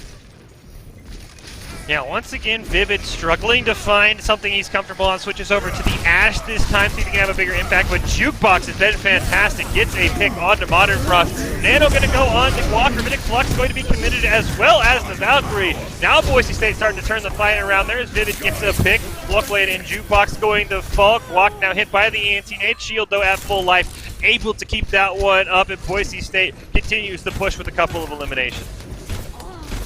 Now, I just want to float this possibility to you, Fish. Modern Frost now has his ultimate available. What great revenge would it be onto Morningside if his ultimate could pull off a similar situation as Morningside Jukebox was able to do to the Broncos? If we could clear almost all of the team with that Hanzo ultimate. Yeah, the only struggle for Modern Frost is this one's going to be a bit more difficult. Jukebox had the advantage of basically shooting it on the payload. Is a huge pick onto Vivid from Ace, who's going to start that fight out. As you can see, Morningside a bit spread out there. Dragon Strike wouldn't be as effective, so Modern Frost has to pick a very, very opportune time to sneak one on in the back lane. He's going to use that Sonic Arrow to scout them out, knows exactly where they are. A couple of ultimates available for both sides. Health bars dropping low. There comes the Dragon Strike in on the back line. Going to get a couple of damage, but not a lot. There's the Shatter onto one member of Boise State. It is the Ana. That's Walk's going to go down. Nano lands onto Big Nasty right as the support falls. Boise State has now picked up 5 eliminations, even with the Graviton Surge coming out. Vivid, the last one left alive, but Boise State survives a trio of ultimates to keep pushing. You know, what happened with that Dragon Strike almost kind of reminds me of, like, we have a running joke with McCree's Deadeye Fish of the ultimate itself not doing a lot, and then the Boise State players just go back to normal shooting, and they pick up, like, 3 to 4 eliminations just with their normal weapon after the ultimate, so that seemed like the case there. Yeah, Gravitic Flux gonna pick up 2. Icy Rolex still has the Molten Core if he wants to commit it. Surprised he's been holding on to it for this long as the Broncos could use a big push. Jukebox gonna go down. Vivid gonna answer with a pick of his own. Also gonna take out Icy Rolex. I think holding on to that Molten Core that long was a bit of a mistake as Boise State tries to stay in it. Nerdy Bird gonna go down. Modern Frost able to get the Dragon Strike. We'll see if he can stay alive and maybe get a pick as Asu goes down. I think Boise State held on to it ultimates for way too long there. Yeah, definitely. As the match is almost over, they're going to have such an advantage, though, for this next engagement. And you can see Nerdy Bird is going to be able to have the Valkyrie, and that can allow the Mercy to just be all over the place, healing where she needs to be. I am curious where Asu's Nano Boost is going to go on, because you could put it on Guac and just have that hammer going all over the place, but with accurate as some players like Modern Frost can be on that arrow, I wouldn't necessarily feel it entirely wasted on any of these players because they can be so good. Molten Core gonna come out. There's the Valkyrie. We're gonna see the Nano on to Guac, the typical target. Vivid gonna be the first one to go down. Big Nasty has his own Nano as Boise State revives Modern Frost, and the eliminations start coming out. 3 members down for Morningside. Vivid has respawned, but Skeltastic will go down into his place. A swap over to the Wrecking Ball's not gonna matter. Oh, Morningside just trying to get back. They're not able to. And with 2 minutes and 38 seconds on the clock, Boise State has finished the payload. And I do want to say, Jim Mountain, something that not a lot of players know, a nanoed Torbjorn's hammer actually does, I think, 5 less damage than a Reinhardt's does. It's actually very, very close. So nanoing a Torbjorn is not always the worst idea, but Boise State nanos the Reinhardt there, and they pick up a full clear there and put the pressure on Morningside in this Nace Overwatch matchup with the Broncos already winning the first game.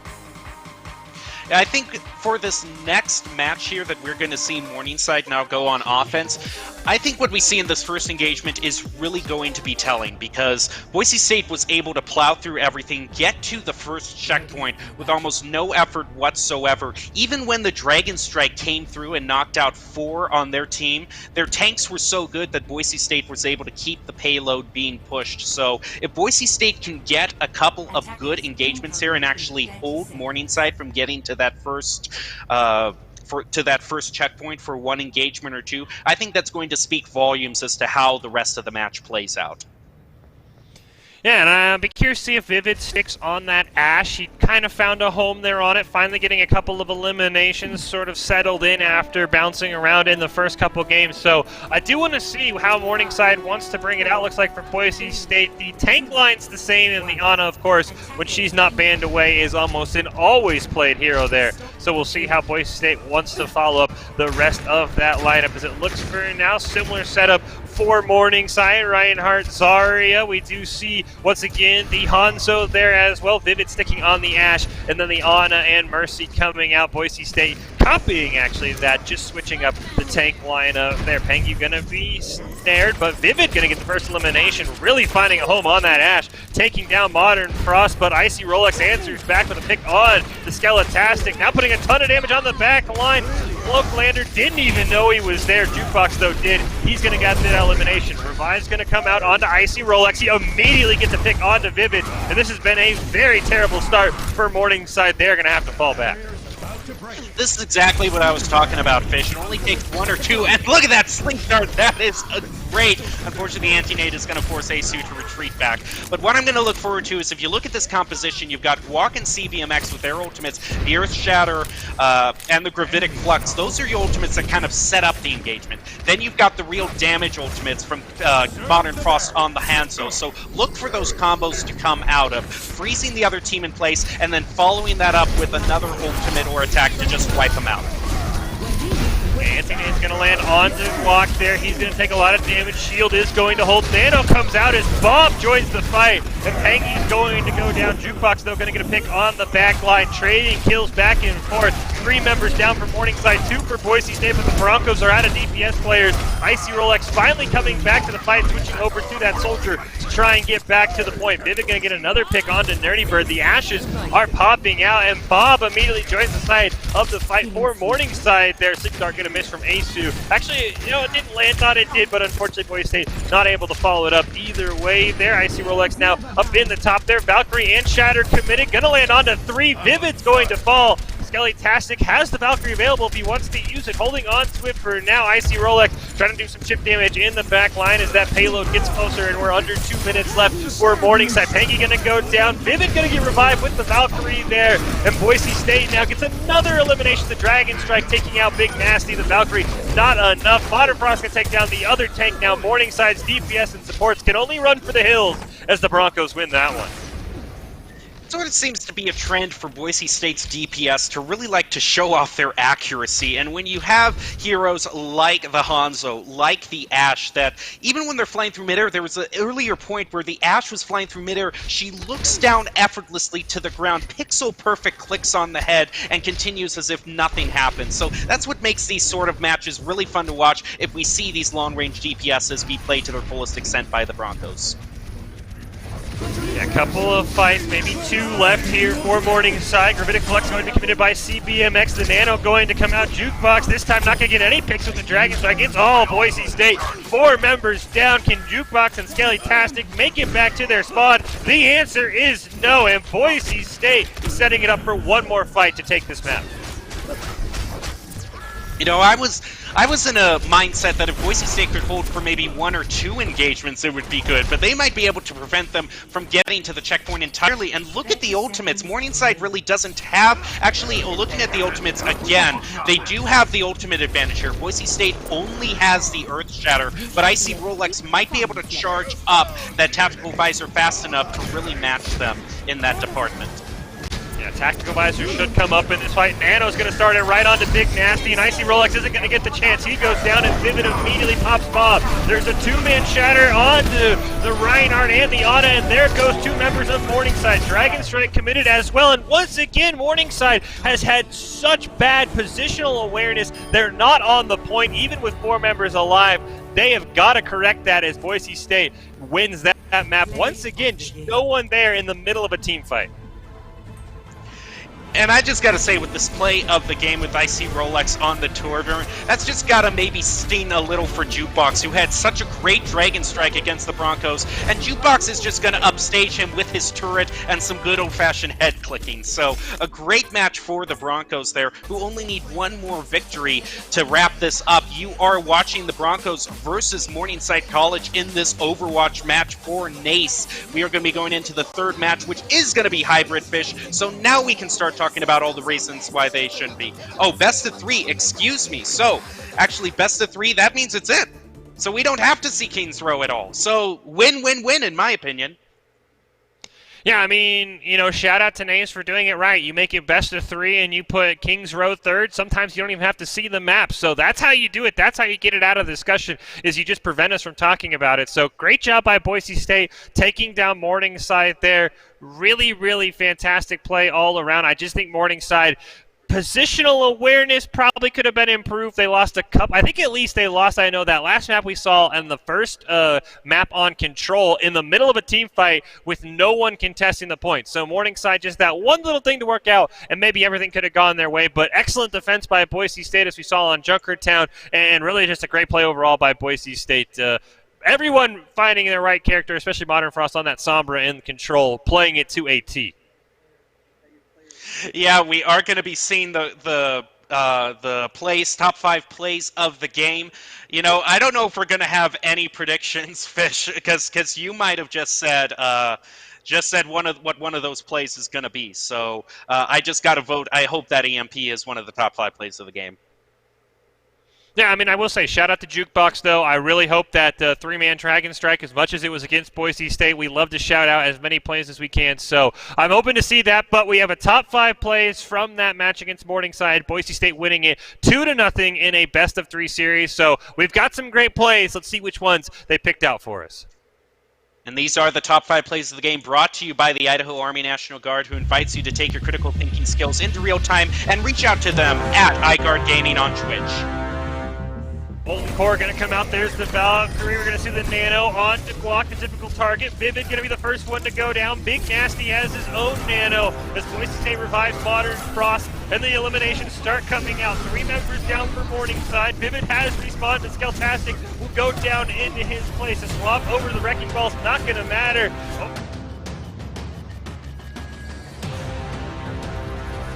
A couple of fights, maybe 2 left here for Morningside. Gravitic Flux going to be committed by CBMX. The Nano going to come out. Jukebox this time not going to get any picks with the Dragon Strike. It's all Boise State.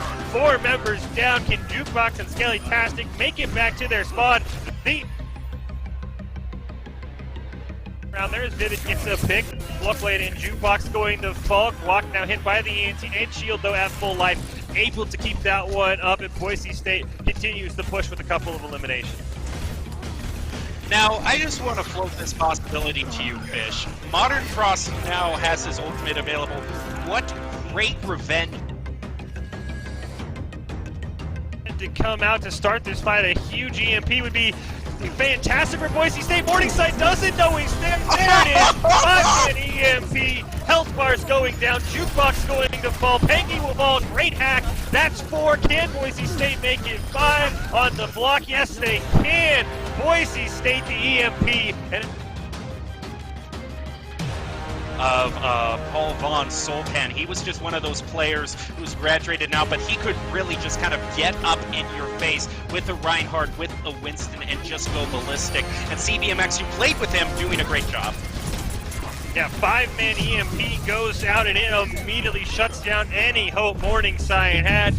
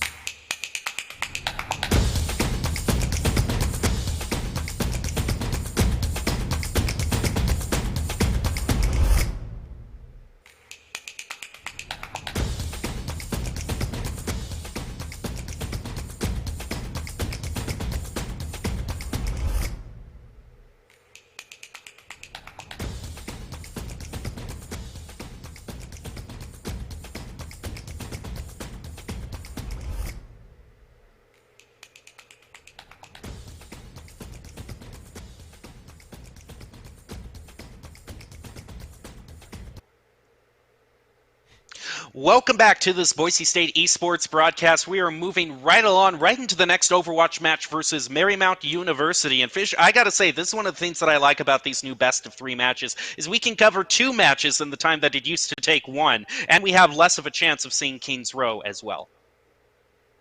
Yeah, we have less of a chance of seeing Kings Row. As you mentioned, you can sometimes squeeze a series right in the place of 2 series can fit in the place of 1 if you get a sweep like we just saw there for Boise State. So definitely excited to fit any more Overwatch in that we can. Definitely going to be interested to see if Boise State can dominate this match as hard as they did the last one. I would think they might Marymount might put up more of a fight, but Boise State rocking on all cylinders right now.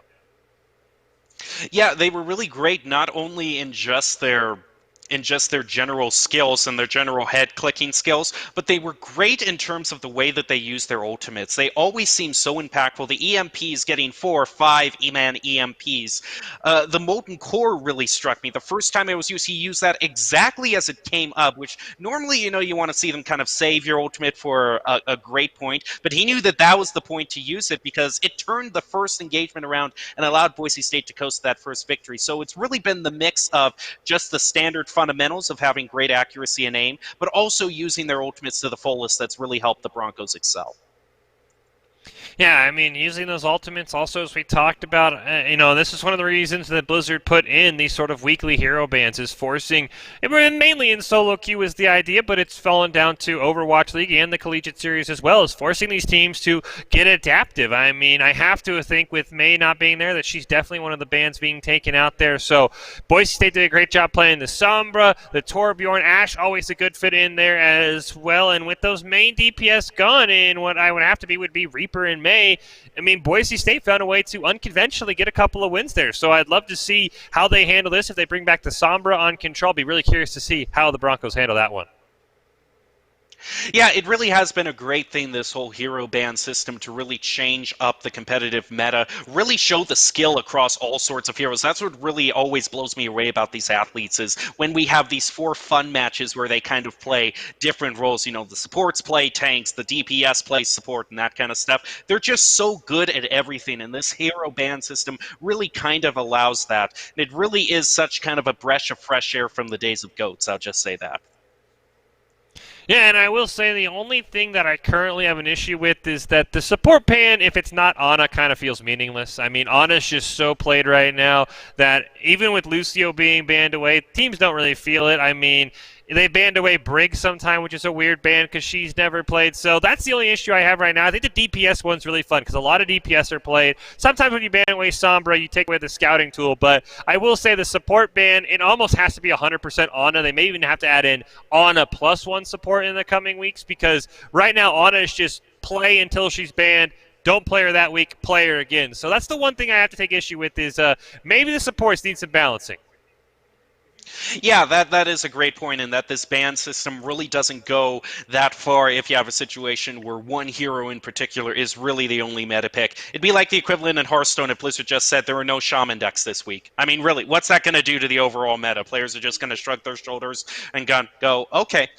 Either way, we have a lot of fun stuff coming up, not just the next match against Marymount University, but tomorrow we have kind of, I would say, a real showdown between this new section of Boise State competitive sports and kind of the traditional. We are having what we call the Helmets versus Headsets event, where Boise State esports athletes are going to go up against football players in 5 matches, which should be amazing to watch. Yeah, it should be a lot of fun to watch. There's going to be a lot of big guests on that as well that you want to make sure you check out. It's going to be a ton of fun. You love to see it. You love to see the headsets versus helmets coming out. It's a lot of fun to see everyone in Boise State coming together, realizing, hey, we can't play traditional sports right now. It'd be really hard to play football if everyone's 6 feet away from each other. So let's all get together on the one sport that we can still play, esports. I'm so excited for what's going to go down tomorrow. No idea what the games are going to be. It's going to be a ton of fun, so you want to make sure you're back here on the channel. You drop a follow. Make sure you get notified when we go live tomorrow because you are not going to want to miss it. But you don't have to worry about, waiting for 24 hours. We've got another match on our hands as we hop into the game. And we're starting on one of my favorite maps. Like I was saying earlier, this is the hole-in-one map as both teams set up, ready for the engagement. We see the Torbjorn is also being used, and the Maywall is going to go up immediately to block the other team, Marymount, from even getting to the point. Walk with that Flame Strike is going to take out Lucio. CBMX is going to follow it up by taking out the Reinhardt. And it really just was an avalanche after that because these Maywalls have been so on point, preventing Marymount from moving around at all. Yeah, Marymount tried to break through that Maywall and immediately broke through their death. Great job by Icy Rolex having those turrets in a perfect position, ready to go there. Modern Frost, I think he was aiming to pick out a tank. Didn't get the tank. It did not matter, though. Those Maywalls are going to be a huge problem.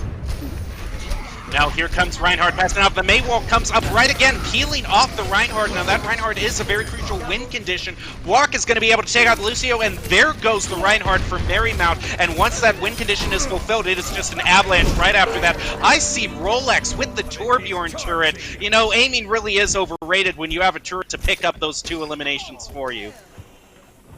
Yeah, and great job putting in the doorway that they weren't expecting, so it was just able to get a ton of picks. Marymount, they've got to find a way to get an early elimination onto that turret like you see there. That'll allow them to have a lot more success in this next fight. But it also is just these Maywalls that have been spelling out so much. That one is not going to find success, and that might allow Marymount just some breathing room. The ultimate situation for Boise State, though, is a lot more advantageous for them. We see the Nano Boost is going to go on to the Reinhardt, and the eliminations just go flowing as Aceu is going to be able to use that boop for those environmental eliminations. That was just beautiful for Boise State. Yeah, I do want to point out, actually, that Nano went onto the May because Guac went down before it landed. So Boise State, even with an unfortunate May, well, nice little sneaky turret placement there, even with the unfortunate Nano, still wins. And now they're still going to have 3 ultimates available to just the Deadeye, which we all know how I feel about that.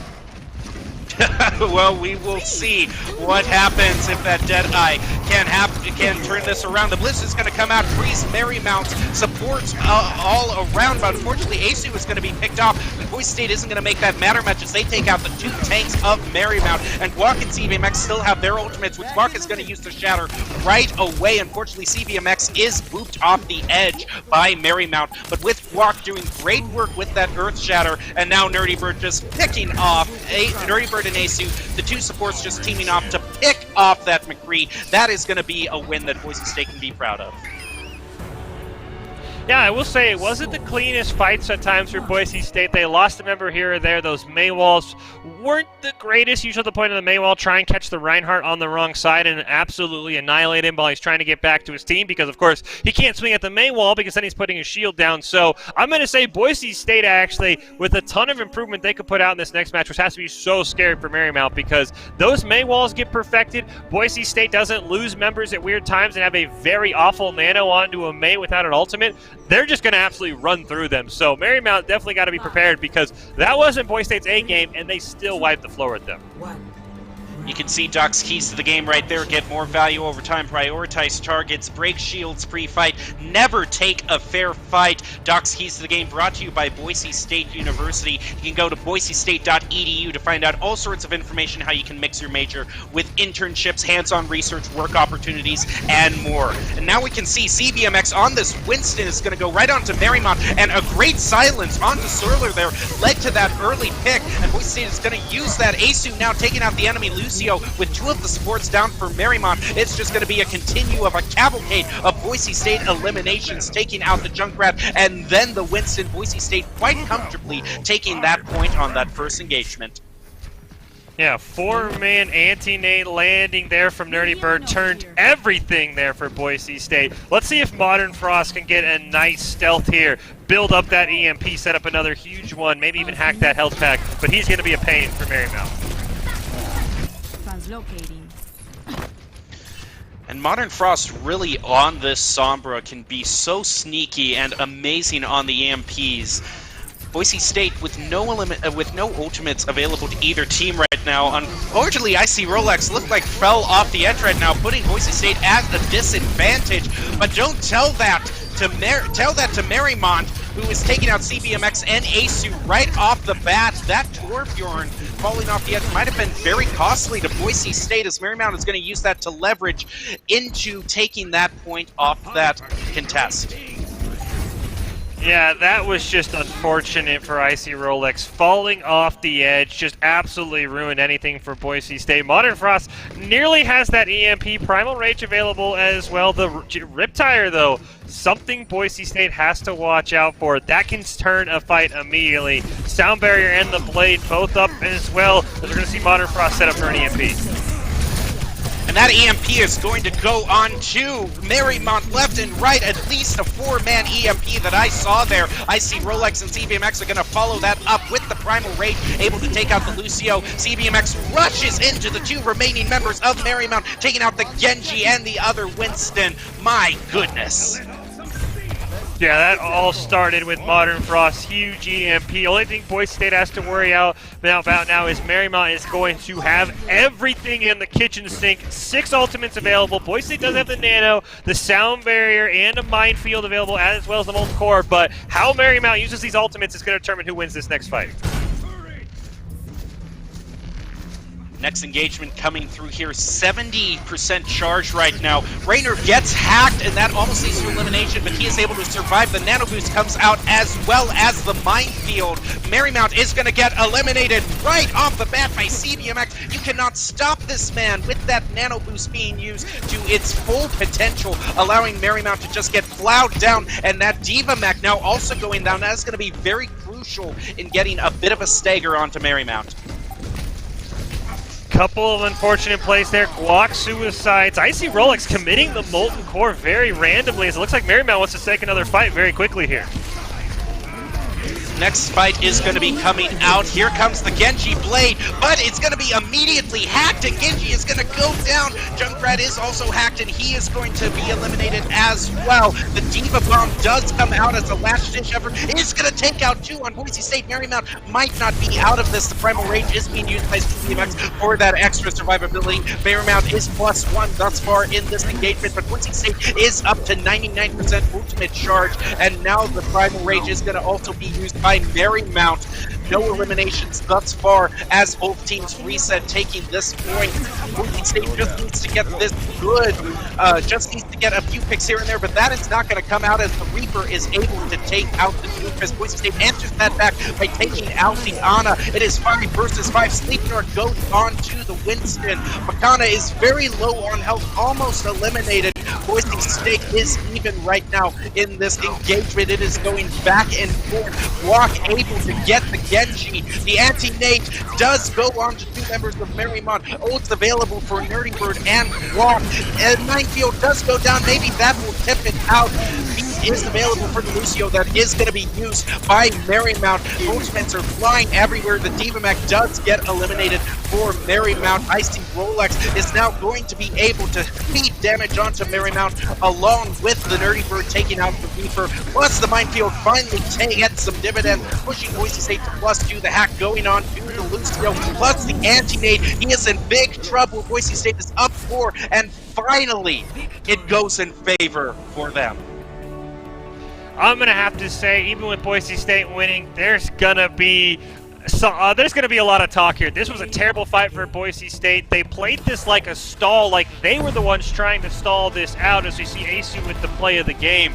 I think Boise State could have cleanly reset, gone in and won another fight, but a great job by Marymount with this organized chaos, running right back in, not waiting for the Diva to respawn. So I really liked how Marymount played that, but I've got to be honest, I hated how Boise State played it. Even though they won, that just felt like they won because of organized chaos. I think they should have died, regrouped, and pushed as a team. They had this weird 1 man down, 1 man back in the fight. I think that was played awful by Boise State. I'm going to be honest, they didn't deserve to win that fight. That was probably one of the worst fights I've ever seen Boise State take. I've got to be honest. You don't just keep rushing in at 99% when you're the team winning. Reset. You have tons of time. So, awful play by Boise State, but hey, when you're that skilled mechanically, you can prove me wrong because they ended up victorious. I always appreciate you for your honesty, Fish. I definitely do. And maybe they can take that knowledge to heart as they go into this second match out of 3. They just need to win this next one. So, like you said, Fish, they were able to win with some subpar performance there. If they just tidy that up, I think they might be able to wrap this up. But it is too soon to say right now.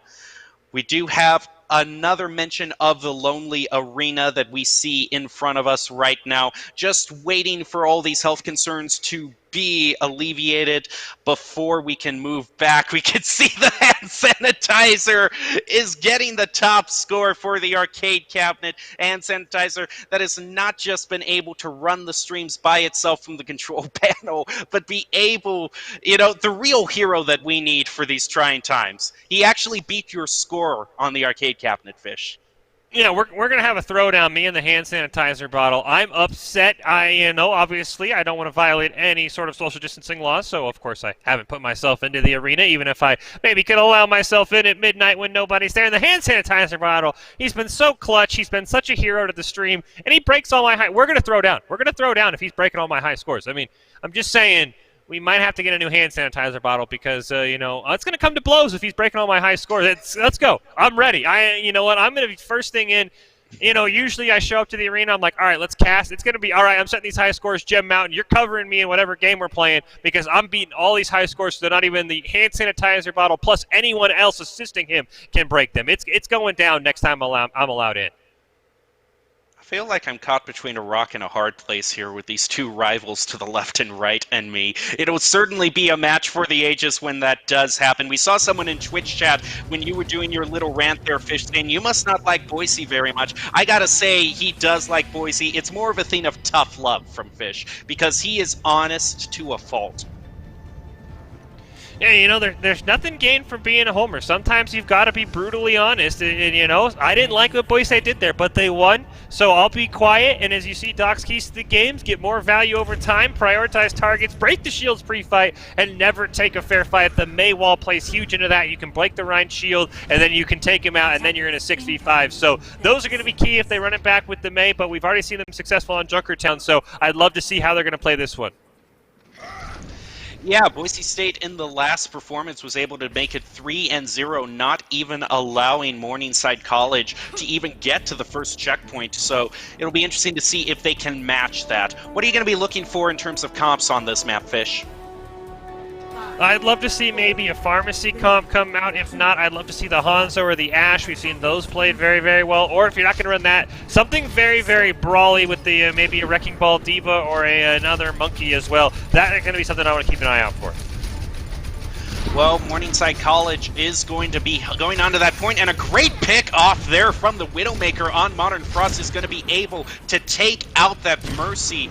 Actually, Marymount, was the one getting that pick, so Boise State not quite finding the situation that they wanted, and Marymount is really answering them by taking out both the Ana and the Reaper from Boise State, forcing them to reset. Actually, this is Boise State talking right now. I'm getting a bit confused because it looks like the labels are mixed up. Boise State is, in fact, the red team. So I apologize to everyone there who I just gave a little bit of a head scramble. We will fix that and get on to this next engagement. But Boise State now, for sure, is doing great getting the first checkpoint. Yeah, we'll see if Modern Frost can get another huge pick onto a support. We did see it look like he swapped off of the Mercy, a little bit more mobile now with the Lucio available. Asu now taking a lot of damage as well as Modern Frost, but despite all that damage, he's going to be the one to get the first elimination, taking out the enemy. McCree, Boise State up one in the engagement thus far. Guac using that Wrecking Ball is going to go charging in, trying to find just the right position to roll into Marymount. He finds it there. The Genji is going to be able to take out the Baptiste. The Zarya is mowed down with the Reinhardt as well, just one after the other. Boise State is doing amazing work, and finally with that Genji putting a little bit of a stagger, Boise State is doing great thus far in this round. And he's not going to be done. He's just going to go right towards the McCree and get in his face and say, hey, you're going to be eliminated too.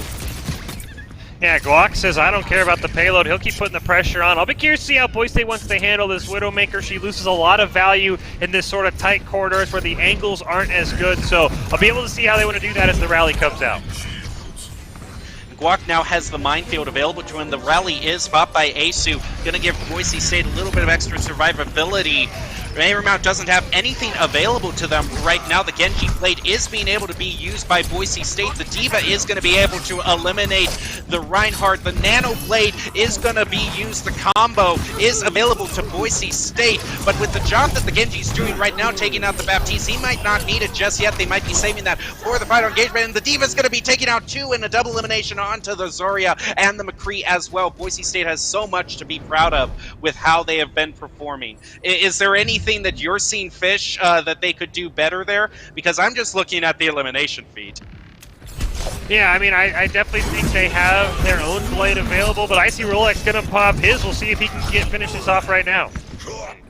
Yeah, that didn't quite work, actually. Maybe just trying to be a little bit too showy. I think that's maybe one thing we can critique Boise on right now, because we were looking at the Nano Blade right there. Nano is going to be used right now by Boise State. The fight is happening. The Genji is going to be able to take out the Widowmaker from Boise State, so Boise State is down 1 in this engagement thus far. Immortality Field is going to be used by Baptiste onto Marymount, allowing them to survive just a little bit longer. Rally is used immediately, as well as the Demon Bomb by CBMX isn't going to pick up anyone. The Reinhardt is going to be using his Earth Shatter for Marymount in conjunction with the beat from the Lucio, but the Reinhardt is going to be eliminated by the Widowmaker. It is back and forth, though, as the Genji was able to take out Boise State's Ana. The Doomfist is finally going to tip this toward Boise State's favor, taking out the McCree, followed by the Diva, putting Boise State to +2, but the Soria has something to say about that, taking out the Doomfist. But with those 2 eliminations from the Widowmaker, that is going to put Boise State into a great position, as all the healers are gone from Marymount. We do hear the Genji Blade also coming out the minefield, doing great work for the Wrecking Ball as well. Boise State now just coasting into the final parking spot, making it 3-0. I mean, we talked about tough love, and I got to stay on it. I legit have no idea how Boise State won that. I mean, it felt like time and time again they were outclassed. I mean, Genji going in all by himself and dying with the Nano Blade available was just borderline embarrassing. Why not just wait for the Nano to come out? I mean, I'll be honest, Boise State is just proving to be the better team right now in terms of mechanical gameplay, because the way they're playing, they don't deserve to be winning, but it's working. I'm scared of those habits rearing their ugly head at some point, because these are ugly fights, but shout out to Boise State. They've been able to run this really weird attacking stall tactic where members go down, they keep fighting, people come back, they blow ultimates as soon as they're available. I don't know how it works. Doc Keys to the game should just be organized chaos at this point, because that's what I'm watching, but it's still working out for Boise State. I do have to agree with you on that Genji Blade right there. That just seemed maybe a little bit of try-harding right there, just trying to get play of the game, and it just didn't work. He ran right into them and got mowed down. So, but Boise State still managing to be the better team. So even if some of their organization hasn't been pulling through for them, it really has been just their overall aiming and base mechanics that have really been the thing that ultimately pulls it out for them. We do see an update to Doc's Keys to the game: organize your chaos. No, I would hate to see how quick this game would be over if Boise State organized their chaos. I don't even know if Marymount could move the payload, because the Broncos have just been absolutely dominating in every side. I'd love to see them get an early pick here on defense and really just stop Marymount from ever leaving their spawn. Well, Marymount is using a Reinhardt and Sigma composition right now. Boise State, with the Widowmaker still from Modern Frost, is going to try to get a pick here and there. And Nerdy Bird taking a little bit of damage as well as the Sigma. There comes the Wrecking Ball into the back of Marymount, and Makata is going to be taken out. Unfortunately, I see Rolex, as soon as he was eliminated, Nerdy Bird was eliminated, but this Hanzo for Boise State is doing such great work, taking out 2 from Marymount, able to make Boise State go up 2 in this engagement. They're still going to keep it going with Quark taking out Solar and Reinhardt as well. Both tanks go down for Marymount, allowing Boise State to hold. I'm going to be honest, CBMX hit all 3 hooks onto the Sigma there, which is just kind of ironic because that's one of the last targets you want to hit, but shout out to him for his hook accuracy. Yeah, no, the double sniper comp is so hard to deal right now for Marymount. They've got to protect their support somehow. And we also see a little bit of that shield breaking coming through with CBMX, putting some damage onto that Reinhardt shield. Flock does have his ultimate available to him, but he is just going to take out Makana right now without that ult. Solar taken out with that amazing hook on CBMX. He is doing great work on this Roadhog. He's going to come out right again and say, "Hi there, do you remember me? I'm going to take out this Hanzo." And not to discredit all the other members of Boise State, that was amazing. Yeah, I mean, shout out to CBMX hooking both the DPS that time. That shut down anything for Marymount. You see one ultimate up the minefield, the whole hog, and the rally about to come up. Marymount has the Nano inching in. We'll see if they can get at this fight. Yeah, and that rally is going to be used. You also see the infrared sights being able. There goes the whole hog, able to take out the enemy Reinhardt. A punch to the face from Quark is going to follow that up. A double with the whole hog and minefield, just taking out all of Marymount, allowing them to get the team kill. Yeah, that was fantastic. You see the Dragon Strike still up for Icy Rolex. He's got to put that in a good spot. And I'm going to be for Marymount. They've got to land the Nano early on to Game Sensei. That could be an absolute game changer if they can get that Nano and Ryan on the back line of Boise State. And Guac is going to start where he left off, going into the back line of Marymount. There goes the Dragon Strike. Isn't going to be able to pick anyone out, but Guac is going to keep putting the damage onto Marymount, taking out Solar. And the 2 tanks go down as well. That's been something Boise State's been able to do so well. Both those tanks going down, and after that, the DPS is left wide open as the Roadhog takes out the Hanzo. Marymount's going to have 6 ults up. Last time this happened on Control, Boise State started the fight immediately. The Broncos have kind of caught Marymount off guard with these quick attacks on the defensive side, getting a lot of picks like we saw last time onto the Mercy. So Marymount's got to start this fight with every ultimate. Don't let the Broncos start it.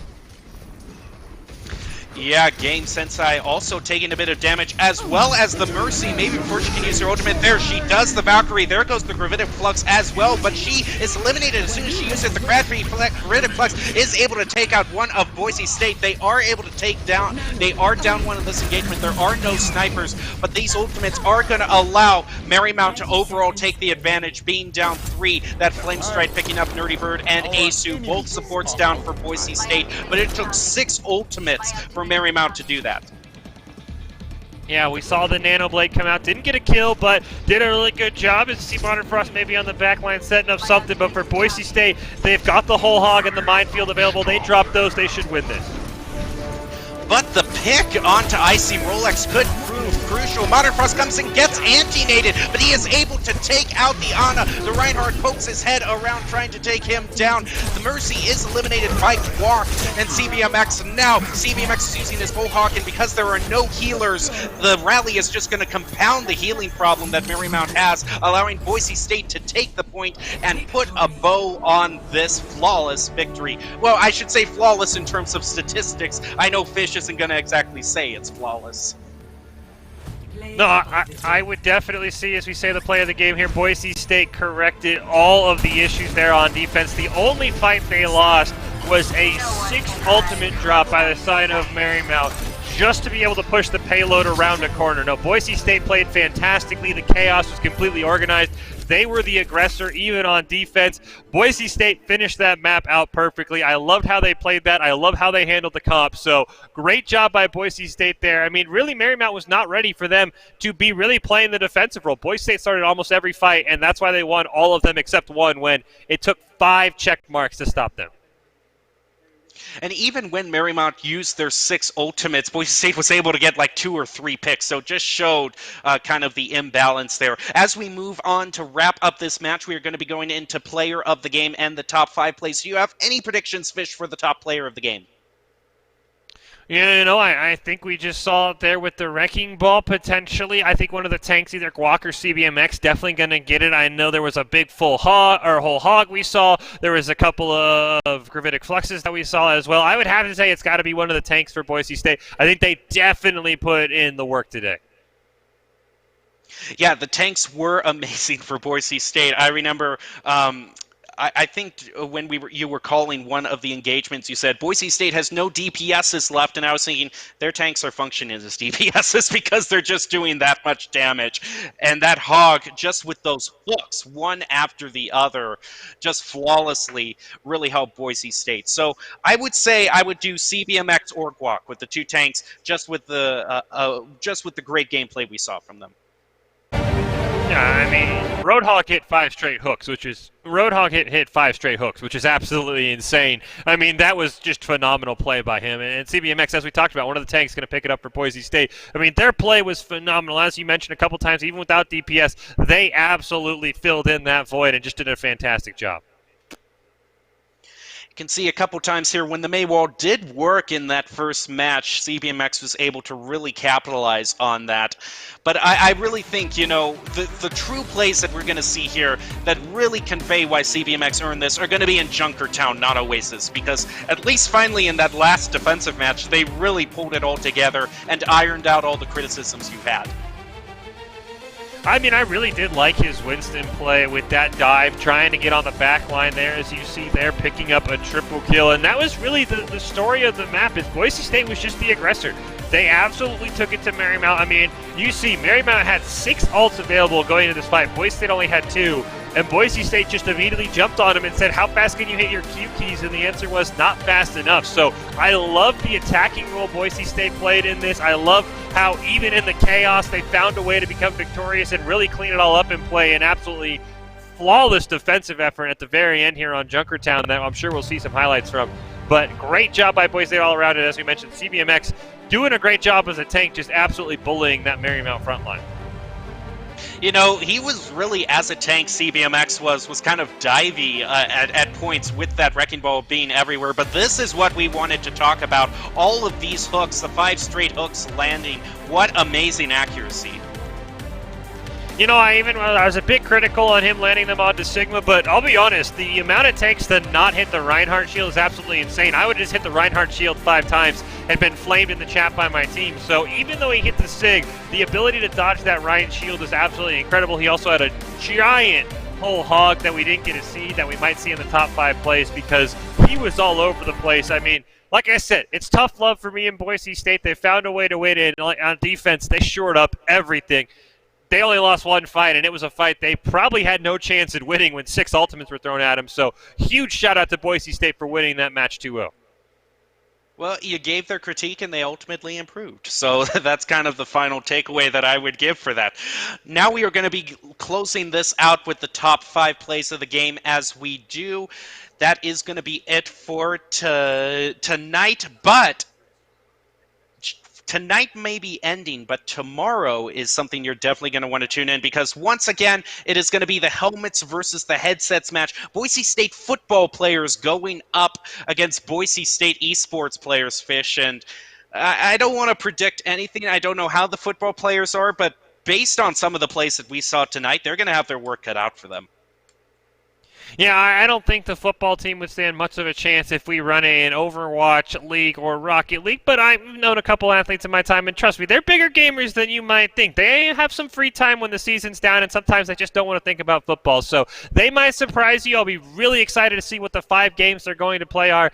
I can't wait to see that. I know we have a couple of big names coming on tomorrow as well you want to stay tuned for, so make sure you follow down in the Twitch chat there so you can see a notification when we go live. As you see there, helmets versus headsets, Broncos versus Broncos. It's going to be a ton of fun tomorrow. I can't wait to see how it's all going to play out. You know what? I'm sure the football players are glad we finally found something that they can play, because football 6 feet apart wouldn't look really pretty, I'll be honest. No, that's been the great thing about esports, is that it's allowing some sort of competitive spirit with the universities to shine through. And you're going to see that on full display tomorrow. You know, Fish, I do have to wonder about what 5 games we will see. I'll say Snake, Frogger, Tetris, Burger Time, and a pinball game. That'll be my predictions. I think they're flawless. We're going to see all 5 of those.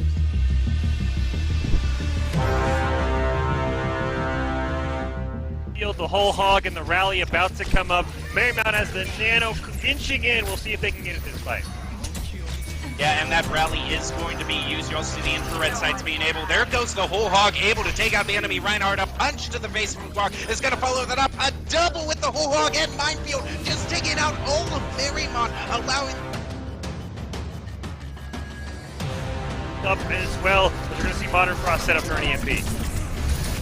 And that EMP is going to go on to Marymount left and right. At least a 4-man EMP that I saw there. I see Rolex and CBMX are going to follow that up with the Primal Rage, able to take out the Lucio. CBMX rushes into the 2 remaining members of Marymount, taking out the Genji and the other Winston. My goodness.